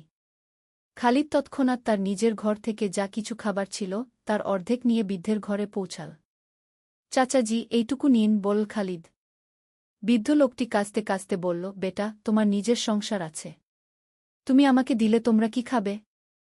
চাচাজি, আল্লাহ আমাদের রিজিকের মালিক। তিনি চাইলে আরও দেবেন। বাড়ি ফিরে এসে খালিদ আয়েশাকে বিষয়টি বলল। আয়েশা খুশি হয়ে বলল, তুমি ঠিক কাজই করেছ। আল্লাহ আমাদের পরীক্ষা করছেন। কিন্তু পরের দিন তাদের ঘরে একদম খাবার নেই। খালিদের মন খারাপ হয়ে গেল। না খেতে পারলেও সমস্যা নেই, কিন্তু আয়েশা এবং ছোট্ট সালিম? সেদিন সকালে নামায়ের পর খালিদ দীর্ঘক্ষণ দোয়া করল। হে আল্লাহ, আমি আপনার রাস্তায় যা করেছি তা আপনার জন্যই করে।